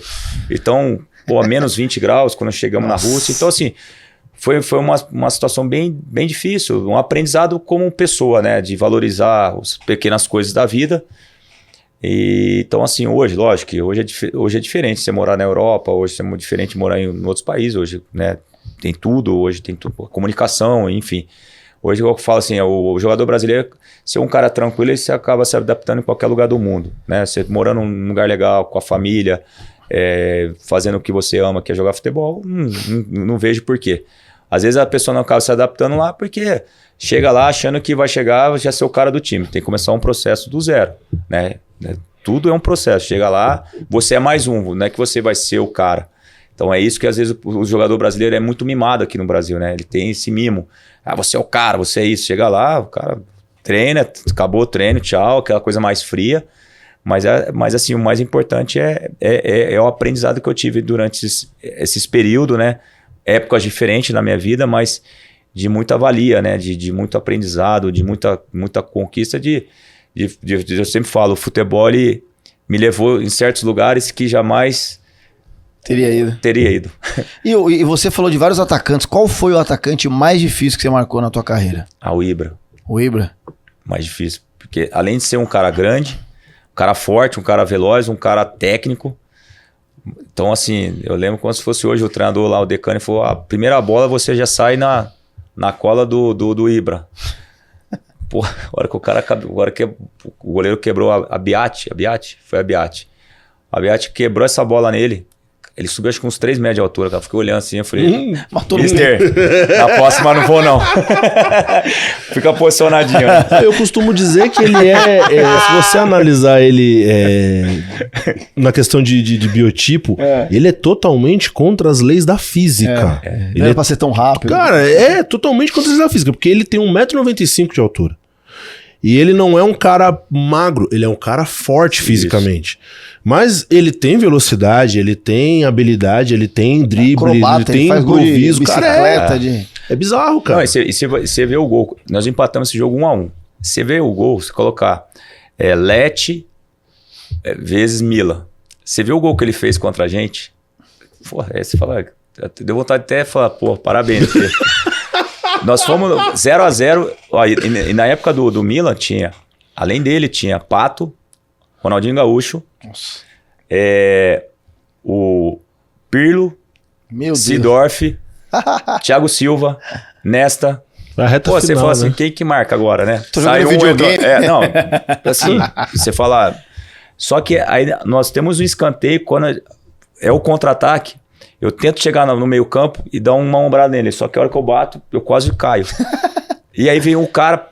Mas você vê o gol assim, ó, tem a linha a marca do meio campo, um pouquinho, uns 2 metros pra frente. Ele vira, cara. Do jeito que ele só olhou pro goleiro, virou assim, ó. Ele deu praticamente um vôlei, assim, ó. Bola foi no ângulo. Falei, porra, cara, o cara é diferente mesmo. Aí foi 1-0 e a gente conseguiu empatar no final ainda. Mas o gol que ele faz... Mas foi da entrada da área o chute dele? Não, bem antes da entrada da área. Ele fez o gol de voleio?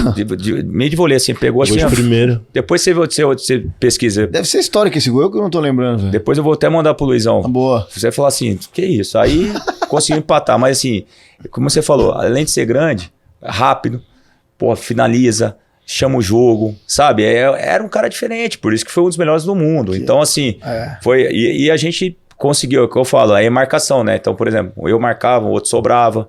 Primeira bola já tinha que chegar já a bola da sua vida, porque pô, o cara é forte. Você batia e ia pra trás, né? Então, assim, tive o Eto'o também, que também foi um grande atacante ter marcado. E na minha época, assim, tinha grandes atacantes, né? Aqui no futebol brasileiro. Por exemplo, você pegava o Fluminense, tinha o Fred. Aí você pegava o São Paulo, a Luísio Borges. Aí você pegava Adriano Imperador. Você lembra? Na semifinal, pô, era Imperador, Borges, Dagoberto e o Aloysio. Adriano era outro que você trombava também. Não, então, assim, você vê quanta qualidade tinha, quantos jogadores de qualidade tinha. Então, você sempre tinha que estar muito bem preparado para esses momentos, né? Então, para mim, assim, foi... jogar contra esses grandes jogadores. Fazer um livro disso aí, cara. Pô. Você podia fazer um livro com a capa. O Ibra não é mala. Aliás, ele é marrento ou não? Cara, eu achei o cara tranquilo, cara. Não ficava provocando. Não, assim, é lógico que você chegava, ele ia dar aquela olhada, né? Normal. Mas também não quer que chega também. Por favor, faz o gol. Quer que eu faça carinho. Nós era zagueiro, né, cara? Piava. Mas esse seria legal, essa capa, né? O Ibra não é marrento. Aí já põe na capa a foto, você marcando ele. E marca ele no Instagram e ainda fala, toma, aí. Ele é um grande admirador do futebol brasileiro. Ele é? Ele é grande admirador do futebol brasileiro. Tem uma coincidência na carreira dele, que na grande parte dos times que ele passou, com exceção do Milan, o Maxwell, lateral brasileiro, foi com ele. Ele jogou no Ajax, o Maxwell era lateral do Ajax. Aí depois ele vai pra Juventus, quando ele sai do Juventus vai pro Milan, o Maxwell vai pro Milan. Ou pra Inter, perdão. Inter, Ele sai da Juventus pra Inter, o Maxwell vai pra Inter. Aí ele sai da Inter, vai pro Barça, o Maxwell vai pro Barça. PSG também, né? No PSG também. E era o mesmo empresário, né? E eles também eles era muito amigo. Dividiam o quarto, tudo, cara. Então, assim, tem essa coincidência de carreira. É uma pena ele ter jogado ele nasceu lá na Suécia, né? Tipo, porque é uma seleção tradicional, em 94 deu trabalho pra nós. Mas se ele tiver jogado assim, não sei, cara, até numa Croácia com mais gente, eu não sei. Talvez ele tivesse até beliscado ali mais coisa, né? Porque era difícil, sozinho praticamente, né? E é difícil, né? Você vê, o próprio Cristiano foi ganhar em Portugal quando o time, ele mesmo quando ganha, claro, é o Cristiano, mas não é nem ele que resolve os jogos ali, nas finais ali. Precisou de gente ajudando ele. Ele chegou a jogar com uma boa geração da Suécia, que foi a geração de 2002, né? Mas ele só que ele tava, isso que eu ia falar, só que ele ainda não era o Ibra, ele tava começando ali. Talvez aquele time de 2002, se ele tivesse o auge, ele teria resolvido muita coisa ali, porque aquele time de 2002 era muito técnico. Mas dali pra frente foi só derrocada, só ladeira abaixo. Né, mano? Gustavo, depois, enfim, o sonho realizado, né? Você vem parar no Palmeiras em 2007. Mas antes disso, em algum momento, você chegou a pensar, tipo, não vai rolar. Vou ter que seguir minha carreira mesmo aqui, vou jogar e... acho que não vai rolar, não vou conseguir chegar Palmeiras e tal. Você chegou em algum momento a pensar que não iria chegar, não ia dar certo? Ele gosta de fazer o convidado chorar, porque dá corte e dá a imagem de capa. Então ele vai tentar fazer esse chorar até o final. Vou tentar fazer ele chorar. Não, mas se você falar muito eu vou chorar mesmo, né? A gente chora. Porque... tá brincando. Mas assim, lógico que era muito mais difícil você estar num grande clube. Era muito mais difícil. Você tinha que estar jogando aí, por exemplo, eu joguei em 2004... e 5 pela Ponte, mais 70 jogos no Campeonato Brasileiro. Pô, tinha 24 anos. Aí você vai para um Paraná, né? Numa situação também que o Paraná é um time, naquele momento, mediano, né? Que não era um Palmeiras, São Paulo, enfim. Aí eu falei, é a grande chance da minha vida de fazer algo diferente. Aí a gente foi campeão paranaense depois de 8 anos. Aí chega o Caio Júnior. O Caio Júnior chega, ele estava de comentarista de uma rádio, de uma TV, porque quem foi campeão paranaense foi o Barbieri. Aí ele chega para ser treinador, um time modesto, time enxuta a folha, um time para ficar na primeira divisão, e aí o time começa a ganhar confiança, que daquele time vem eu e PR para cá, o Edmilson, o zagueiro, veio, aí sai o Sandro, vai para a Turquia, o Leonardo, atacante, vai para o Flamengo, o Maxwell vai para o Cruzeiro. Então, daquele time desacreditado, se torna uma realidade, né? Então, a gente acaba chegando no final do ano. E também, assim, nesse ano eu fiz um gol na Vila Capanema contra o Palmeiras, de cabeça. Ganhamos de 4-2. Que na época do Palmeiras tinha Edmundo, Marcinho, Juninho Paulista. A gente se ganha esse jogo na Vila Capanema de 4-2 de virada. Marcão goleiro. E aí foi em 2006. E aí acaba o ano. E as coisas começam a acontecer na minha carreira. Então, assim, eu sempre tinha aquela convicção que, pô, de todas as propostas que chegasse, e eu queria ir pro Palmeiras. E quando o Caio Júnior aceita o convite do Palmeiras, as primeiras contratações foi o IPR. Pô, aí eu falei, nossa, não acreditava, porque aí eu fui para Curitiba, que na época o diretor era o Cipulo, vai para Curitiba para fechar comigo o PR, que era do mesmo empresário. Pô, para mim foi uma coisa do outro mundo. Falei, pô, agora chegou a vez. E eu e o PR falava muito isso, que a gente não tinha que matar um leão, né? Tinha que matar 3 por dia, porque a gente sabe como é time grande. Você errou uma vez, os caras já colocam de escanteio, já traz o outro e a gente sabe como que funciona. E 2007 foi um ano bom. Foi um ano bom, não de expectativa, porque também o time que tinha montado é um time mediano. Mas quando vem a Trafic em 2008, aí, com a chegada de jogadores, eu falei, pô, esse time vai chegar. Foi quando a gente perdeu por Sertãozinho na volta do Marcão. A gente perde em Sertão esse jogo. Na verdade, foi em Araraquara esse jogo. Perdemos de 3-0. Aí eu falei assim, o Luxemburgo fecha o vestiário e falou assim, hoje nasceu o campeão. Falei, pô, esse cara deve estar louco, né? Perde de 3-0 pro time lá, como que era? Sertãozinho. Aí eu falei, pô, e ele fala isso, mas a união, a forma que a gente foi pro jogo, foi mais erros individuais. E daí em diante a gente consegue uma arrancada boa, que foi até aquele jogo em Ribeirão, que ganhamos de 4-1 de São Paulo de virada, 3 gols de pênalti, o Gladiador fez o gol em cima do André Dias, depois Valdívia, Denilson e Diego Souza faz os gols de pênalti, ganha de 4-1 e o time começa a alavancar. Então, assim, eu esperava esse grande momento, né? E quando as coisas foram acontecendo dentro do Palmeiras, pô, eu, como torcedor de as coisas acontecer, lógico que eu sempre imaginava, né? E naquele momento eu acho que eu estava preparado para realmente jogar no Palmeiras, né? Poderia vir qualquer outra proposta, mas assim, chegou o momento do Gustavo. E aí 2009 foi um ano assim que eu poderia ter ficado, porque eu tinha mais um ano de contrato. Só que aí, naquele momento o Luxemburgo começa a trazer outros jogadores, né? Trouxe Maurício Ramos, Danilo, o Edmilson. E eu começo a ver que eu começo a perder espaço, né? E foi o ano que eu mais joguei pelo Palmeiras. Então, naquele momento, talvez faltou um pouco mais de paciência, porque com 6 meses o Luxemburgo foi mandado embora, que perde, acaba se... Mas faltou também, assim, o que eu senti, não senti, assim, valorizado por tudo que eu tinha construído no Palmeiras. Se quiser o Gustavo sair, pode sair. Então, naquele momento, eu achei que faltou aquela valorização, aquele carinho. Falando, não, o Gustavo aqui não vai sair, sabe? E aí, sentiu aquele momento. Aí eu fui pro Cruzeiro com o Kleber. Em 3 meses a gente campeão mineiro, vice da Libertadores. Então, assim... foi vice da Libertadores. Perdemos uma final pro Estudiantes. Verón. Não, nem me fala esse nome, Verón. Mas verdade. Assim, ele sai ganhando de 1-0. Tinha tudo pata na Argentina 0-0 e perde 2-1 de virada em casa. Mas aí, naquele momento, quando eu saí da concentração do Palmeiras, em 2009, o coração não queria sair do Palmeiras. Mas a razão tinha que sair do Palmeiras. Porque talvez aquele prestígio que eu achava que eu teria, não tive, né? Então, foram quase 100 jogos pelo Palmeiras, então achei que assim, pô, não, o Gustavo vai ficar, não. Aí quando chega a conversa, se ele quiser sair, ele saia. Então aí, naquele momento, eu falei, chegou minha hora. E chegando gente também. Exatamente. Mas se você se arrepende, apesar de tudo isso, ou não? Não me arrependo porque assim, a gente é profissional, a gente tem que continuar.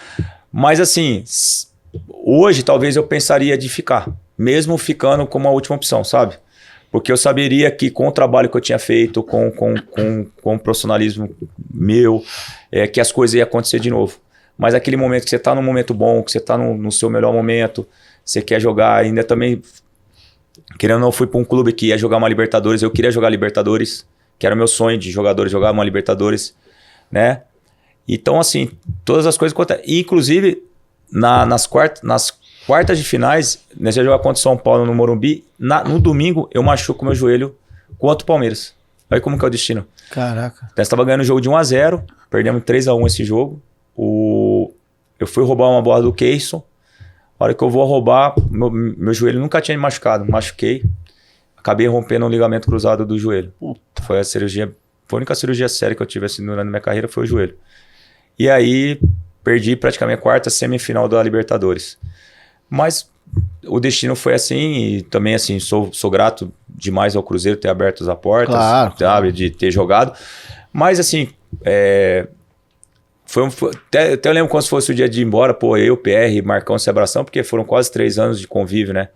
Pô, se abraçaram, pô, a gente chorou junto, porque a gente tinha uma amizade, até hoje a gente tem uma amizade muito grande com o PR, né? Hoje o Marcão e o PR têm negócio juntos, e a gente fica feliz por ter feito grandes amigos dentro do futebol e ainda mais no Palmeiras.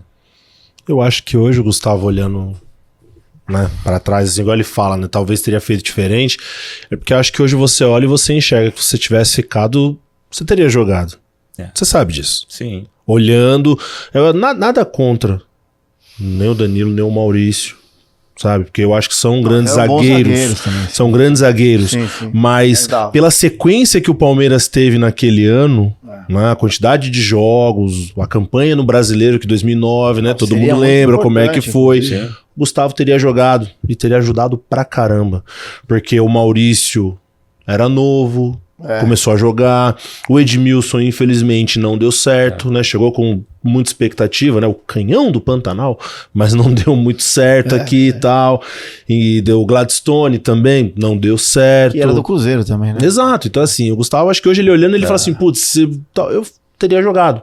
Mas é aquilo, né? São decisões que a gente tem que tomar ali no caminho da Libertadores. E da sequência. Mas, Gustavo, voltando um pouquinho antes, né? Que 2007 você vem pra cá, vem com o Caio e tal.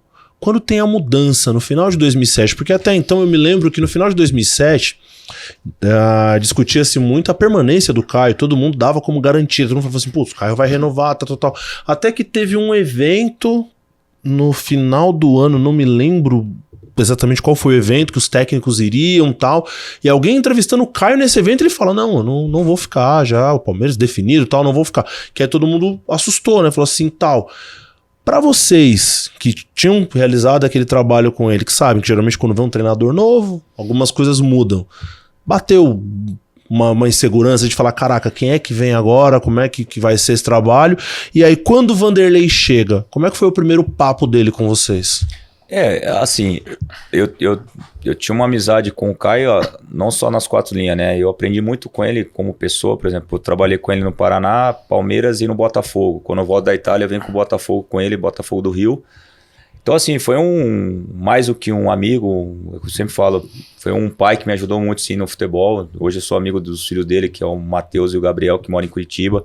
Inclusive, o Gabriel, ele é treinador do Sub-14 do Curitiba. Ah, é? É. Legal. E o mais velho, que é o Matheus, hoje é um dos gestores do Hope, que também é um projeto muito interessante lá em Curitiba.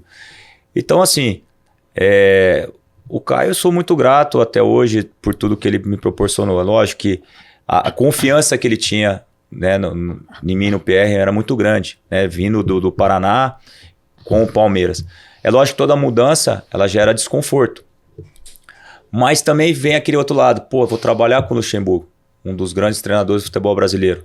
Talvez seja a minha grande oportunidade. Só que é engraçado porque, assim, o Luxemburgo tinha aquela particularidade de, assim, ele gostava muito da montagem do elenco do jeito dele. Então, assim, eu e PR já eram os patinhos feios da situação, porque não foi ele que trouxe a gente. Então, a gente tinha que estar todo dia provando muito mais que a gente merecia estar no time titular. E quando começa o campeonato, acho que foi a primeira, segunda rodada, eu já faço um gol contra o Mirassol. E daí em diante, vou ganhando confiança, né, o time vai indo, que no entanto acaba o Campeonato Paulista com a melhor defesa, com o Alex Mineiro artilheiro e a quebra do tabu de 12 anos. Só que quando acaba o Campeonato Brasileiro, a gente vai jogar contra o Curitiba, o primeiro jogo do Brasileiro, perdemos 2-0. Aí ele volta e me coloca no banco. E aí eu me senti assim, falei, tudo aquilo que você construiu no Campeonato Paulista, né, ele acabou tirando, mas assim, eu falei, são aprovações da carreira, da vida. E aí, depois de 3 jogos, eu volto contra a Portuguesa no Pacaembu e faço um gol contra a Portuguesa. Ganhamos de 4-2 esse jogo. E aí, daí em diante, eu começo a ter uma sequência. E aí, o Luxemburgo chega em setembro, depois de 9 meses. Ele veio me elogiar. Falou assim, pô, você é osso duro de roer, hein, velho? Falei, pô, não, tamo aí pra ajudar, né? Então, ele viu a minha entrega no dia a dia. Resiliência, né? Exatamente. Que foi mais importante isso, a resiliência, a cada vez que ele gerava dificuldade para mim, então eu acabei virando um titular para ele indiscutível na zaga, que no entanto vem Roque Júnior depois, veio nessa época também o Jesse, o Gladstone, e aí ele começa a improvisar o Martinez de zagueiro, ele ficava praticamente com uns 3 zagueiros e o Martinez saindo, e a gente consegue uma arrancada boa também no final do ano aí do Brasileiro, tinha tudo para ser campeão, talvez se não vende o Valdívia nessa época, o Kleber e o Diego Souza toda hora suspenso por causa de cartão, aí punições, 3, 6 jogos, lembra? A gente dá uma caída no final do campeonato que tinha tudo para ser campeão, a gente estava praticamente líder do campeonato, o São Paulo estava com 12 pontos atrás da gente, o São Paulo acaba sendo campeão esse ano. Então assim, foi um aprendizado muito grande com o Luxemburgo. Eu digo assim com toda a propriedade que foi um dos melhores treinadores que eu trabalhei dentro de campo.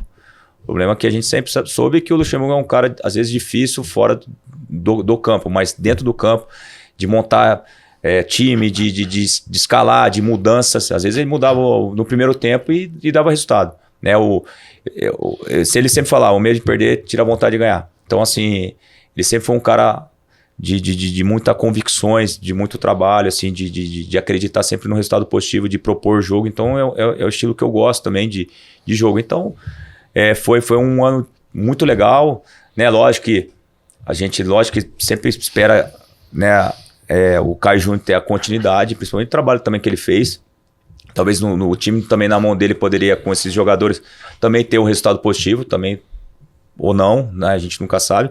Mas foi um aprendizado muito legal de ter convivido com o Luxemburgo e de ter aprendido bastante. Que, no entanto, às vezes eu encontro com ele, pô, a gente conversa, foi um cara também importante. É resenha, né? Ele gosta, né? Mas o técnico, a gente, é igual jogador, né? Como é que é o que você acha? Qual o jogador é melhor? Luiz ou não sei quem? Mas em qual sentido? No geral? Ou na técnica? Porque o jogador, o Prazo até falou isso aqui, é uma montagem de várias características, né? Uma delas é a qualidade técnica, sim, né? Então, assim, como técnico, tudo bem, o Luxemburgo, muita gente fala que tecnicamente na montagem, mas um técnico também não é só isso. Ele tem a parte dos bastidores, tem o dia a dia e tal. Sim. Nesse quesito, qual foi o melhor técnico que você trabalhou? Que trabalhou com você? Eu sempre falo assim, tive 3 grandes treinadores que eu aprendi muito, né? Luxemburgo, o Adilson Batista no Cruzeiro, que ficou 3 anos no cargo, assim, foi muito bom os trabalhos. O Adilson Batista, como trabalho, sabe, de gestão, de gerir e o próprio Caio Júnior. Então, assim, foram 3 caras que eu falo assim que foram cara que cada um eu consegui extrair o melhor de cada um, sabe? Tirar o melhor de cada um pra minha vida, assim, né? Pra hoje, o que eu vejo. Luxemburgo, lógico que dos 3, eu acho que foi o melhor, assim, sabe? De resultado, de convicções. Pô, lembro na final do Paulista ele coloca 2 envelopes no vestiário. Pô, vamos rezar com a faixa de campeão. Aí eu falei, pô, então assim, ele era um cara que ele não tinha medo de arriscar, né? Então eu acho que às vezes falta isso no futebol. Às vezes você vê muito treinadores hoje com medo de perder o emprego, vão jogar por 2, 3 bolinhas, vamos marcar fechado, né? É muito mais assim, empatou, tá bom, né? Então, sim, assim, sim.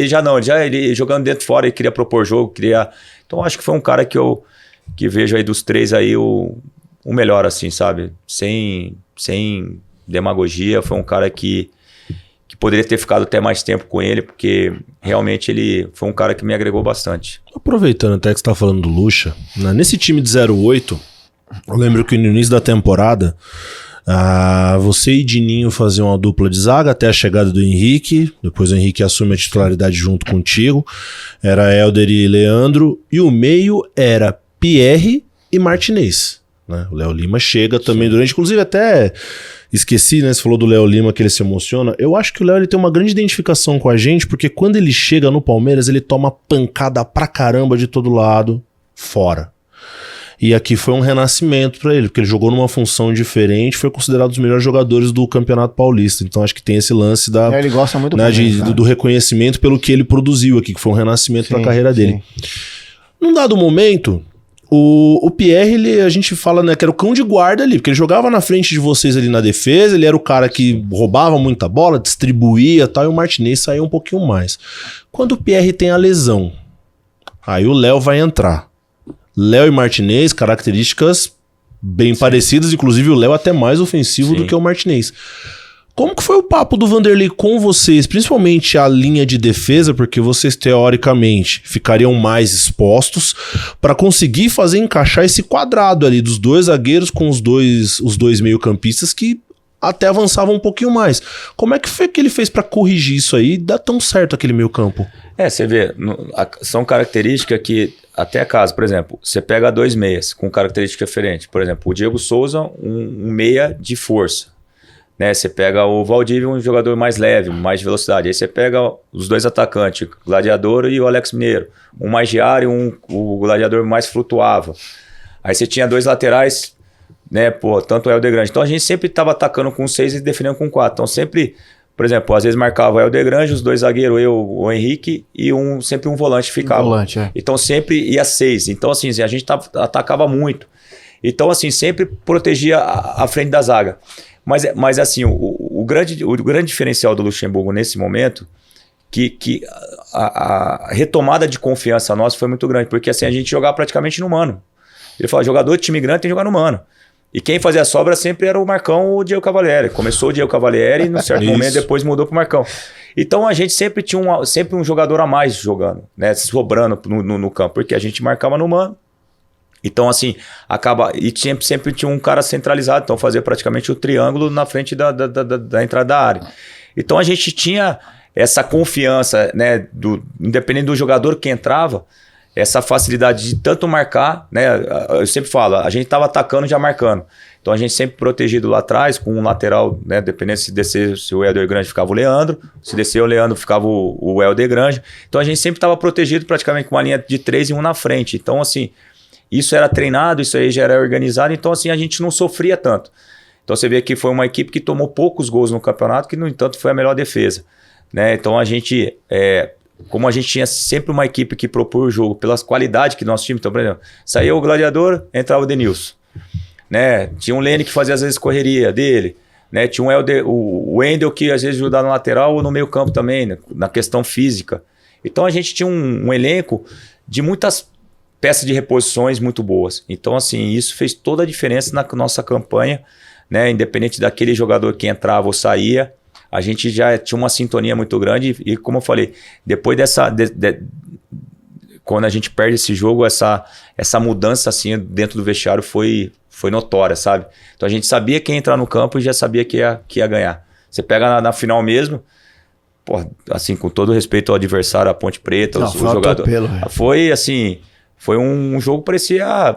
Por quê? Porque a atmosfera para aquele jogo, vindo desse campeonato todo paulista, foi surreal, sabe? Então a gente via a necessidade de uma conquista, porque o Palmeiras passava por uma situação difícil de conquista, e quando vem essa conquista, e eu falo assim, daria tudo pra gente, se a gente se consegue ficar com o Valdívia naquela época, principalmente do grande momento que ele vivia, né?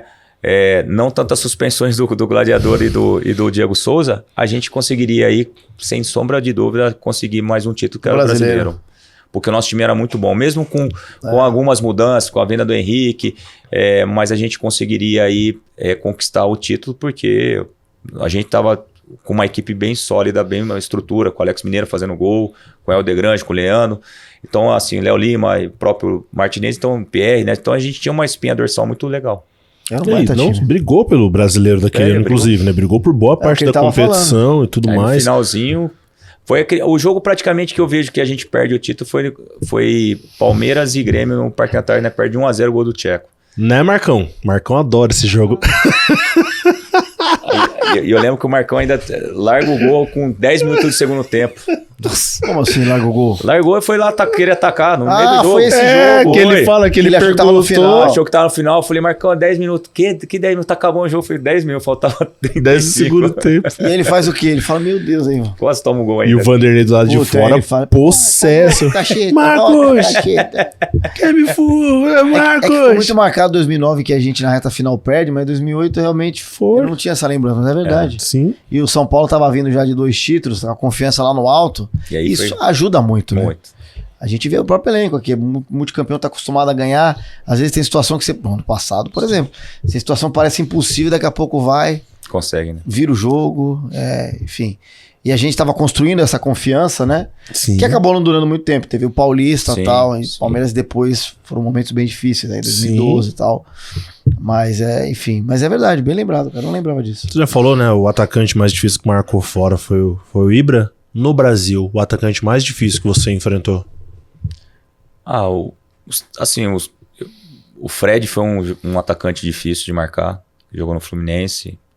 O próprio Adriano Imperador aqui mesmo já não tão num momento bom, sim, mas era um cara difícil. E o Dagoberto também, assim, que eu vi, assim, um cara difícil de marcar. Né? Então, era grandes atacantes, você não podia dar espaço, né? A gente sabia da dificuldade, né? O próprio Luiz Fabiano também, quando vem pro São Paulo também, um jogador com bastante dificuldade de marcação, mas naquela época tinha muitos jogadores bons, né? Porra, todos os times aí praticamente, você falava, pô, esse atacante, vou marcar o Fluminense, tem o Fred, vou São Paulo, Borges, o Borges, o próprio Aloysio, o Imperador. Então, assim, o Santos, o Kleber Pereira. Era bom ser travante, mano. Pô, então, assim, são jogadores que assim, te trazia um pouco de dificuldade, mas tinha que entrar mais ligado, né? Porque a gente sabia que qualquer bola, qualquer desvio, qualquer situação, qualquer momento ele poderia fazer um gol. Então, assim, peguei grandes jogadores, mas esses atacantes que me gerou mais dificuldade, assim, nos meus jogos. Melhor companheiro de zaga? Eu falo assim que tem 2 companheiros assim, que eu falo assim que eu gostei bastante, né? O Emerson, que eu joguei com ele no Paraná, que jogou até no São Paulo, que era a dupla de zaga ele. Foi da Portuguesa, não é? Foi da Portuguesa. E aqui dentro do Palmeiras eu gostei muito de jogar com o Dininho, cara. Pô, 2007 eu acho que a gente casou muito legal assim a dupla de zaga e também, né, pela conquista, tudo. O Henrique também foi um grande parceiro assim de zaga. Então assim, foi os 3 zagueiros que eu joguei super bem e ter jogado pouco também com o Edu Dracena na época do Guarani, saí muito cedo, mas também o Edu Dracena também foi um grande zagueiro que eu aprendi bastante, principalmente por ser mais novo, né, de ter começado juntamente com ele. E um jogo inesquecível pra você, pelo Palmeiras? Não só pelo Palmeiras, né, pela minha carreira foi Palmeiras e Flamengo no Parque Antártica, em 2007, que eu faço o gol da virada. A gente tava empatando, saímos ganhando de 1-0, desculpa, 1-0, o Flamengo empata 1-1. Foi bem no dia dos pais, cara. Esse dia do meu pai até desmaiou, cara, na arquibancada. Tá brincando? Sério, caiu a pressão dele, desmaiou, porque eu tinha feito os 2-1 e o Palmeiras fica líder em 2007. O Flamengo era do Joel Santana, né, que eu era o treinador. O goleiro era o Bruno. E aí eu faço o meu primeiro gol pelo Palmeiras, né, e também, assim, foi um jogo inesquecível pela atmosfera, pelo jogo, pela liderança. Eu lembro como se fosse hoje, pô, o que eu saí gritando naquele gol, cara. Beijava o escudo, corria, abraçava o Caio Júnior, gritava, olhava. 10 comemorações em um. Não, fiz. Emoção, né? Quando vai voltar de novo fazer outro gol, né? Eu fiz acho que 4, 5 gols pelo Palmeiras, mas esse jogo, foi um gol que me marcou realmente. Gustavo, a gente agradece você por ter vindo, né? Ter despendido um pouquinho do seu tempo, vir bater esse papo com a gente. Foi muito bacana, né, Rodrigo? Muito legal. Falar de futebol, carreira, de futebol, seleção, de momento atual, de seleção, entre outras coisas. Gestão, olha aí. Gestão também. Espero que você consiga realizar seu sonho, cara, de vir treinar o Sub-20 aqui, conquistar um título. Não só um, né? Como tantos títulos, mas que dê certo essa sua jornada como treinador, assim. Então, cara, muita gente boa, muito ponta firme. Né? Como o Rudy falou, né? Uma energia muito tá top louco. E tal. Espero que dê certo. Olha. Como presente por ter vindo, né? Tem a plaquinha do Palmeiras Cast que a gente entrega para todo convidado. Que legal, cara. E em nome da presidente Leila Pereira e toda a direção do Palmeiras, sei que isso aqui para você não é novidade, porque o manto verde e branco ele sempre fez parte da sua história, né? Desde a infância, né? Então acho que esse gesto aqui eu só tô te entregando algo que faz parte do seu DNA. Espero que você goste. Nossa. Foi feita com muito carinho pra você e com o mesmo número que você usava quando atuava aqui pelo Palmeiras, pra você guardar com muito carinho. Olha que legal, cara. Essa eu tenho certeza que ativa várias lembranças. Nossa senhora, isso daqui vai ser meu amuleto agora, né? Gente, seu filho já tá achando que é dele. A minha tá com o meu nome agora, viu? Gente, agora eu fiquei emocionado agora. Não, é verdade.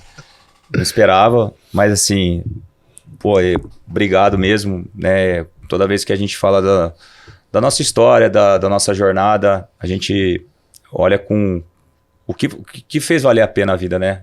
Esses momentos que ficam marcados não só no nosso coração, na nossa memória, na memória do torcedor palmeirense. Eu só consegui tudo isso na minha carreira através dos torcedores. Agradecer aos torcedores que lá atrás me acompanharam, de estar aqui hoje. Então são pessoas que também a gente guarda no nosso coração. E não tem como falar do Palmeiras e não se emocionar, né? Por tudo que representa e representou na minha vida. Então, assim, muito obrigado pela oportunidade. Obrigado de voltar depois de tantos anos aqui dentro do CT e de ter aquela nostalgia. Obrigado, Luizão. Obrigado, Rei. Obrigado, Palmeiras Cash, que foi muito, muito emocionante de falar um pouco de tudo, né? Eu acho que é isso que é a história, isso que fica as lembranças boas e gratidão. Obrigado mesmo. O Palmeiras sempre Muito vai legal, ser a velho. sua casa. Convidar o Carlos Alberto, o João Vitor, a Marli e o Luiz. Podem adentrar aqui o nosso estúdio, podem ir lá do lado do Gustavo pra gente poder fazer o encerramento. E até tem uma curiosidade, né, que o pessoal falou pra gente nos bastidores aqui. Acho que é o João Vitor, né? O aniversário de 1 ano do João Vitor, o Rudeira, foi temático de Palmeiras. Né? O aniversário de 1 ano dele. Hoje ele é esse rapaz aqui e tal, esse quase adulto, 17. Faz as contas aí. Não me 17, conta, aniversário cara. de 1 ano, 16 anos atrás, aniversário de 1 ano. Quando foi? Não me peça fazer 2008. Tá, bem no dia. Na final do Campeonato Paulista de 2008, aniversário dele temático de Palmeiras, e o maior presente, de acordo com o que ele falou, foi o título conquistado por Gustavo e companhia. Ele não lembra, obviamente, que ele não lembra. Não vai falar que lembra. Mas já, pô... Tava lá com o chocalho já, né? Tem foto, é o que mais importa. Mas o pai lembra bastante, cara. Seria bem precoce, não? Já pensou? Um aninho. No mesmo dia, não foi no jogo, então. Oi? Não foi no jogo, fez a festa. Nós morávamos no interior. Morava no interior. Olha aí. Que legal, né? Choveu esse jogo, não choveu? Não, Choveu a semifinal, acho, né? Não, a semifinal choveu. Cara, eu lembro que eu comemorei tanto. Eu passei a madrugada embriagando, eu peguei uma virose depois. Que semana mal, velho. Quase foi de arrasta pra Trabalhava cima, em rádio, né? eu trabalhava em rádio, eu tinha ido numa festa da rádio à noite. No domingo, irmão. Eu fiquei tanto tempo. Eu, Rui Bala, que era meu chefe, abraço pro Rui. Tamo Grande junto. Rui. Mano, eu passei embriagado, eu peguei uma virose, cara, que eu perdi 6 quilos em uma semana. Jesus. Mas valeu a pena. Desidratou, né? Não façam isso, hein? Não façam isso. Mas aproveitar então que os avantes estão aqui, agradecer, lembrar você que para participar aqui do Palmeiras Cast vai pingar um QR Code na tela, você baixa o app do Palmeiras, vai ser notificado sobre o convidado e aí você manda a sua pergunta. A partir da pergunta, quem sabe você não vem até aqui para passar uma tarde agradável com a gente, conhecer o convidado, poder bater um papo, tirar uma foto, fotografar uma camisa, seja lá o que você tiver de sonho tirar pra foto trazer, com o Luiz, hein? O Luiz né? tira foto. Você vem... Esse estigma que ele não gosta de tirar foto é mentira, ele tira assim. O quê? Encontrou ele aos redores do Allianz, ele pode parar pra tirar foto. É. Com você também, Rudeira. Claro, eu fico lá, eu chego até antes pra tirar foto. Não, o Rude atende a galera ali toda. Eu tenho um pouco de vergonha, eu confesso Não mais que eu que o fico um Mauro pouco Betti, tímido velho. ainda. Encontrar o Mauro Betti ao redor é engraçado. Baixem o aplicativo, porque lá vocês ficam por dentro de tudo que acontece no dia a dia, nos bastidores do Verdão. Inclusive, até o Palmeiras fez uma ação agora recente, né? Para que a torcida pudesse escolher o número de Felipe Anderson. E foi no app do Palmeiras. Então, cada vez mais o app vai ter mais interatividade, muito mais conteúdo, feito com muito carinho para você, torcedor do Verdão.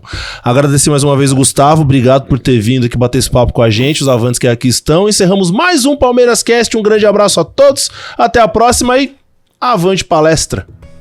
Na FAN, a sua primeira mensalidade é grátis e a segunda por apenas R$ 99,00. Vem pra FAN, aqui o foco é você. Abra sua conta Palmeiras Pay e concorra a prêmios exclusivos.